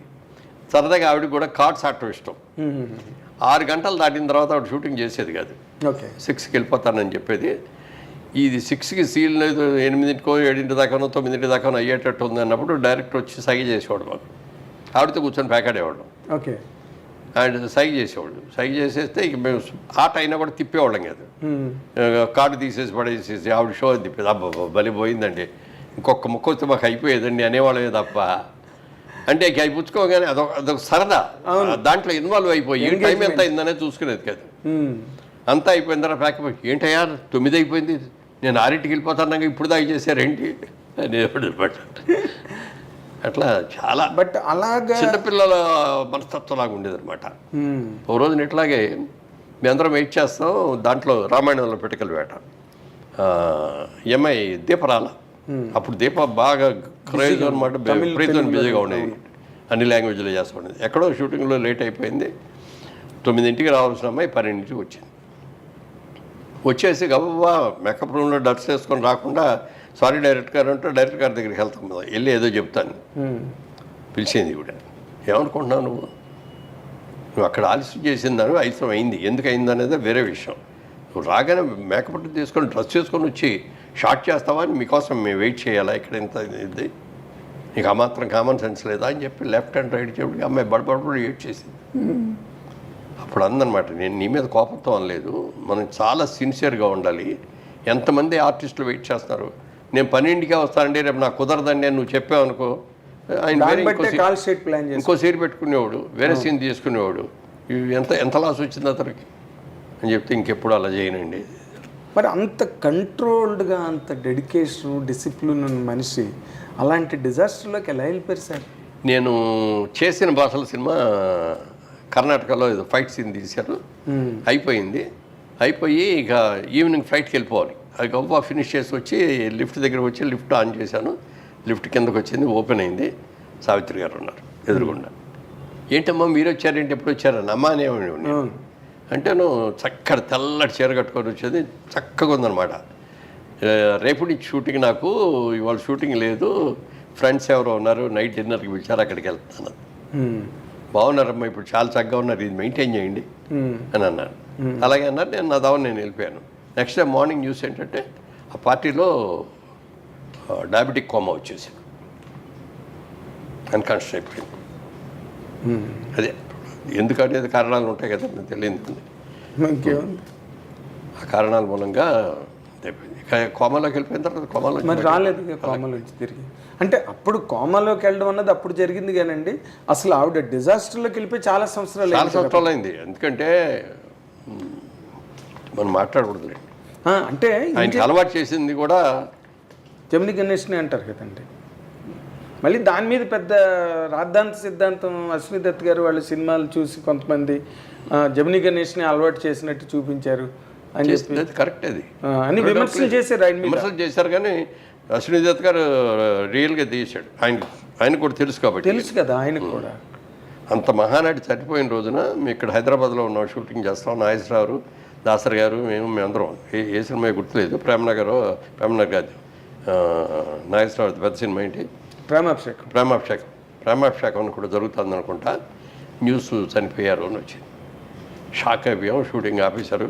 ఎందుకంటే గురువుగారు కూడా అక్క అక్క అని ఉండేవాడు, తమ్ముడు అని పిలిచేది ఆవిడ. ఇక నాగేశ్వరరావు గారు వాళ్ళిద్దరు ఎన్నో సినిమాలు చేసేప్పటికీ ఆయన షాక్ అయిపోయారు. అయినాక నాగేశ్వరరావు, రామారావు గారు, దాసరి గారు మాట్లాడుకొని మనం వెళ్దాం అక్కడికి అన్నారు. సార్ నేను కూడా వస్తాను సార్, ముగ్గురం కలిసి వెళ్దామండి. మేము ముగ్గురం కలిసి మెడ్రాస్ వెళ్ళాం. మీరు చెప్తే నమ్మరండి, మేము వెళ్ళేటప్పుడు ఫ్లైట్ లేట్ అయ్యి బాడీని తీసుకెళ్ళిపోతున్నారు. బాడీ వెనక అంతా కలిపితే ఒక 10 మంది కూడా లేరండి. ఆ 10 మంది కూడా సినిమా వాళ్ళు కాదు, వాళ్ళ ఫ్యామిలీస్ వాళ్ళు ఎవరు వాళ్ళు. లేబర్ మాత్రం వెంటనే పోకూడదు, అమ్మ సావిత్రమ్మ చచ్చిపోయావా సావిత్రమ్మ అంట ఇక వాళ్ళు ఏడుస్తున్నారు. మన సినిమా ఇండస్ట్రీ వాళ్ళు ఒక్కళ్ళు లేరు. మేము ముగ్గురం ఆ ఫ్యూనరల్ చివరి దాకా వెళ్ళి ఆవిడ ఫ్యూనరల్ అయ్యే వరకు ఉండి అది అయిన తర్వాత వచ్చాం. ఆవిడ మీద ఉన్న ప్రేమ అభిమానం వీటితోటి ముగ్గురం, నాగేశ్వరరావు, దాసరి గారు, నేను. ఆవిడ మీరు గమనించండి, ఇప్పుడు జమిని గణేషన్ గారి అమ్మాయి కూడా, ఇప్పుడు ఆవిడెవరో డాక్టర్ ఎవరో ఉన్నది, ఆవిడ కూడా ఇప్పుడు యూట్యూబ్ ఇంటర్వ్యూలోని వాటిలోని సావిత్రి ఏమో మా నాన్నతో ఉండడమే కాదు ఇంకా మెన్తోనేమో వ్యవహారాలు మెయింటైన్ అని ఆవిడ ఓపెన్గా స్టేట్మెంట్లు ఇస్తుంది. అసలు ఆవిడ ఏ రకంగా అలాంటి డిజాస్టర్లోకి వెళ్ళిందని మీ అందరికీ తెలుసు ఇండస్ట్రీలోని. అందుకే దత్ గారు కేర్ చేయలేదండి, ఎవరు ఆయన్ని విమర్శించినా దాని మీద ఆయన రియాక్ట్ అవ్వలేదు, కేర్ చేయలేదు అశ్విని దత్ గారు. అది మీరు చూసారా మహానటి? అయ్యో, అందులో ఆ సినిమా మొదటి రోజు తెలిసి చూసాం. ఇక్కడ ఆవిడ మీద ప్రేమ, ఆయన మీద సినిమా తీస్తున్నాడు, అందులో మన దత్తు తీస్తున్నాడు. మీకు దత్ గారు కూడా విజయవాడ నుంచి? దత్ గారు విజయవాడలో ఉంది సార్, విజయవాడలో ఉండగా దత్ గారు స్టూడెంట్, కాలేజ్ స్టూడెంట్, చదువుకునే స్టూడెంట్. వాళ్ళ నాన్నగారు నాకు బాగా ఫ్రెండ్, ధర్మరాజు గారు, చలసాని ధర్మరాజు గారు.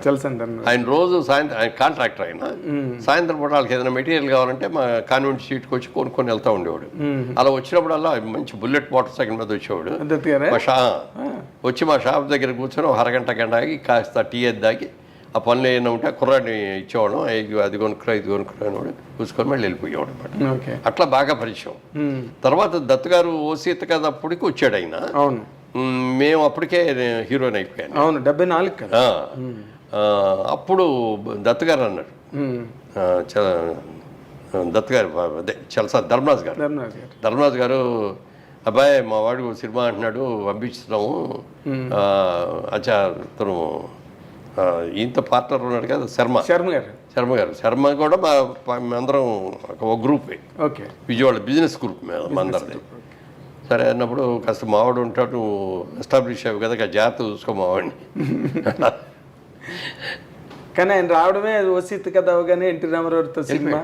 ఓసీత్ కథలో అసలు ఆ శర్మ గారు ఈ ప్రొడ్యూసర్, ఈ డబ్బంతా ఫైనాన్షియల్ ఈయనే ఉంటే అతను వర్కింగ్ పార్ట్నర్ శర్మ.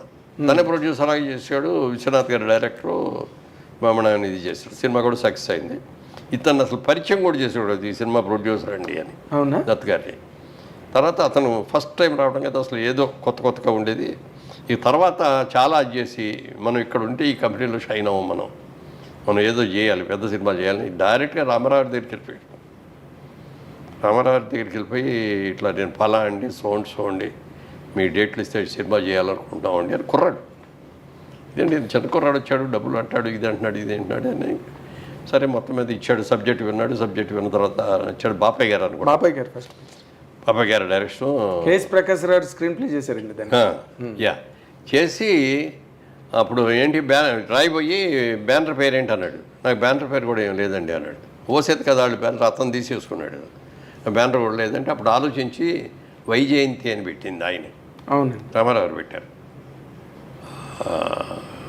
అట్లా ఆ సినిమా నుంచి ఇక తణుకోకుండా అన్ని పెద్ద హిట్. అప్పుడు మీరు కలుస్తుండే మళ్ళీ మెడ్రాస్లో మీరు దత్ గారు అప్పుడప్పుడు కలిసామంటే ఆయన బిజులు ఆయన ఉంటాడు, మా బిజులు పైగా మా సినిమాలన్నీ ఏంటంటే అప్పుడు అవుట్డోర్లో ఎక్కువ తీసేవాళ్ళు. ఏదో ఒక విలేజ్కి వెళ్ళిపోవటం, నెల రోజులు అక్కడ ఉండటం, సినిమా షూటింగ్ చేయటం, మళ్ళీ మెడ్రాస్ రావటం, అట్లా ఉండేది అనమాట.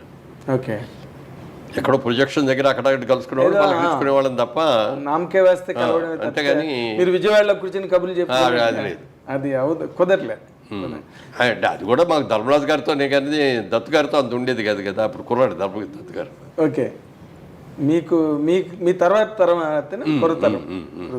ధర్మరాజు గారే మాకంటే కొంచెం పెద్ద వయసు, కానీ ఎందుకంటే అదే జంజాల్ గారు దత్ గారు ఇద్దరు ఫ్రెండ్స్ ఒక చోట చదువు. అదే అందరూ కూడా వాళ్ళందరూ ఎస్ఆర్ఆర్ కాలేజ్ స్టూడెంట్స్. అదే ప్రస్తుతం మళ్ళీ మురళీమోహన్ చారిటబుల్ ట్రస్ట్ని ఎలా తీసుకురావాలి లైమ్ లైట్లోకి, ఎలా కొత్త స్టూడెంట్స్ అందరూ చేసుకోవాలి అనే దాన్ని చేసుకుంటూ వీలైతే కొద్దిగా మధ్యలో చిన్న సినిమాలు చేద్దాం, పెద్ద సినిమాలు జోలికి వెళ్ళకుండా.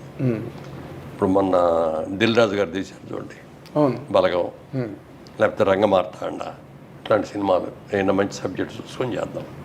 Very good sir. ఇప్పుడు అంటే ఈ సినిమా నిర్మాణం మళ్ళీ అదే నిర్మాణం కూడా చిన్న సినిమాలు అయితే చేస్తారు. అంటే మన బలగం పెద్ద బడ్జెట్కి వెళ్ళి మనం మళ్ళీ ఆ హీరోల దగ్గర నుంచి కాల్ షీట్లు తెచ్చుకొని ఇవన్నీ మన వల్ల కాదు. ఇప్పుడు సార్ జైబేరి బ్యానర్కి వాళ్ళ బ్యానర్ చూసి ఎవరిస్తారు, డేట్లు ఇచ్చే రోజులు పోయినాయి అయ్యి, ఇదివరకటి రోజుల్లో అది బ్యానర్ వాల్యూ చూసి. రామారావు లాంటి వాళ్ళకి బ్యానర్ వెళ్తే నీ బ్యానర్ చేయడానికి ఏముంది అయ్యా అని ఇచ్చేవారు.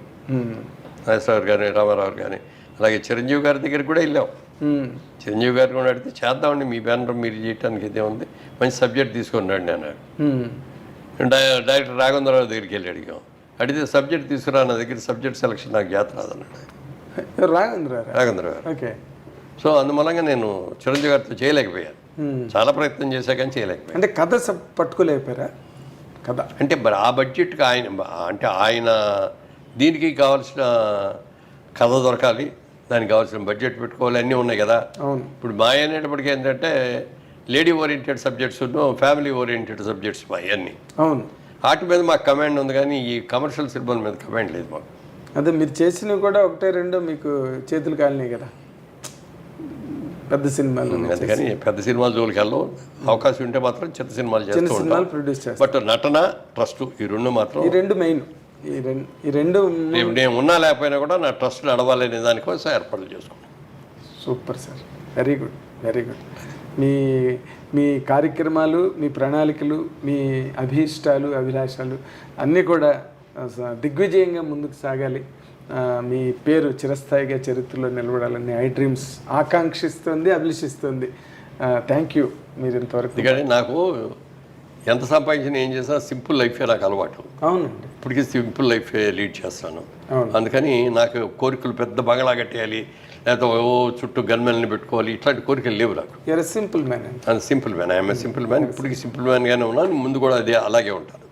అందుకని ఈ ట్రస్ట్ కనుక చేసుకోగలిగితే నా ఆత్మ సంతృప్తి కోసం నేను ఉన్నా లేకపోయినా కూడా దాన్ని కంటిన్యూ చేసే అదే మీ పేరు నిలబడిపోతుంది కదండి చిరస్థాయిగా. అదే మొన్న ఎవరో చెప్పారు పెద్దవాళ్ళు, చచ్చిపోయినప్పుడే అంటే బతుకున్నప్పుడే చచ్చిపోయిన వాళ్ళ లెక్కలో ఉండకుండా చనిపోయిన తర్వాత కూడా బతుకున్నట్టు ఉండాలి. సరిగ్గా అనలేకపోయాను. అదే కాదు బతికుండగా కొంతమంది చచ్చిపోతారు, చచ్చిపోయాక కూడా కొంతమంది బతుకుతారు. అందుకని ఆ రెండో కేటగిరీలోకి వెళ్ళాలని. నిజమే కదా సార్, ఎంతమంది కోటాను కోట్ల రూపాయలు, millions and millions of rupees are there in the country. ఎవరు వస్తున్నారు ముందుకి? అదే కదా, ఎన్ని ఆకలి చావులు. పైగా అందరూ అనుకుంటారు నేనేం పెద్ద 100 కోట్లు ఏం సంపాదించాలి. ఉన్న దాంట్లో మాది అంటే రొటీన్ బిజినెస్, అంటే చక్రంలాగా తిరుగుతూ ఉంటుంది. ఇదో తీసుకుంటాం, ఈ ప్రాజెక్ట్ మొదలు పెట్టాం, ఆ ప్రాజెక్ట్ అయిపోద్ది, అయిపోయిన తర్వాత ఇదిగో ఇంత లాభం వచ్చింది, ఇంకో ప్రాజెక్ట్ మీద పెట్టాం, దాని మీద వెళ్ళటం. ఇది రొటేషన్ తప్ప మా దగ్గర సాలిడ్గా డబ్బు ఏ రోజున ఉండదు. లిక్విడ్ అలాగా బ్యాంకుల్లో మూలగదు ఉండదు, అట్లా ఉండదు. బట్ 100% మీరు ఏ విధంగా దాంట్లో ఏం తృప్తి ఉంది, మీరు ఎందుకు ఇది చేస్తారు అంటే బోళ్ళంత ఎంప్లాయ్మెంట్ ఇస్తున్నాం మేము. వాళ్ళు మా దగ్గర మా జైబేరీ కంపెనీలో, కన్స్ట్రక్షన్ కంపెనీలో కానీ, ఆటోమొబైల్ కూడా ఉంది కదా మారుతి డిస్ట్రిబ్యూటర్స్, దాంట్లో కానీ దీంట్లో దాదాపు 6,000 మంది పనిచేస్తారు. అబ్బా, మరి ఇంతమందికి ఎంప్లాయ్మెంట్ ఇచ్చాం కదా, అదే తృప్తి. చాలా గ్రేట్ కదా సార్. 6,000 మంది అంటే it's not a small bulk. అదే చాలా పెద్ద హ్యూజ్ నెంబర్ కదండి 6,000 మంది అంటే. దట్టు అది సక్సెస్ఫుల్గా రన్ అవ్వడం. అది ఎవరు? కిషోర్ గారు చూస్తున్నారు అదంతా. మీ అబ్బాయి గారు, బాబు ఇద్దరు. ఇప్పుడు కిషోర్ గారికి ఒకటే కూతురు, మా బాబుకి ఒకటే కూతురు. ఇప్పుడు వాళ్ళిద్దరు కూడా కంపెనీలో డైరెక్టర్లు చేసాం. ఓకే, ఈ ముందు బాధ్యతలు వాళ్ళకి కూడా హ్యాండ్ ఓవర్ చేస్తాం. అంటే ఇంకా వరుసగా రిటైర్మెంట్లు అనౌన్స్ చేసే టైము. బట్ ఏదైనా మీ సంకల్ప బలం, మీరు ఏదైతే చేద్దాం అనుకున్నారో అదంతా కూడా విజయవంతంగా ముందుకి జెండా ఎగరేసి పరిగెడుతున్నాం అది మీకు ఎనలేని సంతృప్తి. అదే మీ ఆరోగ్యానికి, మీ అందానికి కూడా ఒక కారణం అని. ఈ సందర్భంగా ఒక చిన్న రిక్వెస్ట్ ఏంటంటే, ఇంటర్వ్యూస్లో ఈ మధ్యన మనం చెప్పింది వేరును వేరే హెడ్డింగ్లు పెట్టేస్తారు. అది చూస్తే మనం అది అనలేదు అని తెలుస్తుంది, కానీ ఎంతమంది చూస్తారు? హెడ్డింగ్ ఒక్కటే ఉండి గుర్తుండిపోతుంది. అది చాలా మిస్అండర్స్టాండింగ్, చాలా బాధపడుతున్నాం. దాని గురించి ఆలోచించక్కర్లేదు, ఎందుకంటే ఫస్ట్ ఐ డ్రీమ్స్ దానికి ఒడిగట్టదు. రెండోది, నా ఇంటర్వ్యూస్కి నేను దగ్గరుండి పెడతాను. నా స్టాండర్డ్ ఆఫ్ జర్నలిజము, నా స్టాండర్డ్స్ ఆఫ్ మై కెరీర్ ఒకటే నా సైడ్ నుంచి రిక్వెస్ట్. తప్పకుండా నీకు ఏది కూడా అంటే నెగిటివ్ స్టేట్మెంట్కి వచ్చిన ఇంపార్టెన్స్ పాజిటివ్ రాదు, ఉండదు. రాముడు మంచి బాలుడు అంటే ఎవరు తెలిసి రామాయణం అంటారు. రాముడు దొంగ అంటే అప్పుడు ఇదేంటి కొత్త రామాయణం అని మొదలు చదువుతారు. సో అవన్నీ కామన్గా ఉన్నప్పటికీ కూడా we will not 100% detract our standards just for the. అది ఒక్కటి మాత్రం రిక్వెస్ట్. ఎందుకంటే రోజు చాలామంది ఫోన్ చేస్తూ ఉంటారు. నాకు ఈ భయంతో ఎవరికి ఇవ్వట్లా, తెలిసిన వాళ్ళకి మాత్రమే ఇస్తున్నాను. అవును, I'm so lucky and will be very careful అండి. మీకు ఏ రకమైన మానసిక ఖేదం కానీ, అనవసరమైన స్ట్రెస్ కానీ ఐ డ్రీమ్స్ మీకు క్రియేట్ చేయదు. అంతవరకు మాటిస్తున్నాం. Thank you very much. ఇది సువిశాలమైన ఒక విశ్వరూపం లాంటి ఒక వ్యక్తిత్వం, చాలా అద్భుతమైన పరిపూర్ణత్వం, పరిపక్వమైన మనస్తత్వంతో అందరి ముందుకి ఇన్ని సంవత్సరాలుగా ప్రయాణం చేస్తున్న మురళీమోహన్ గారితో జరిగిన మాట మంతి కార్యక్రమం. Enjoy it fully. Thank you very much.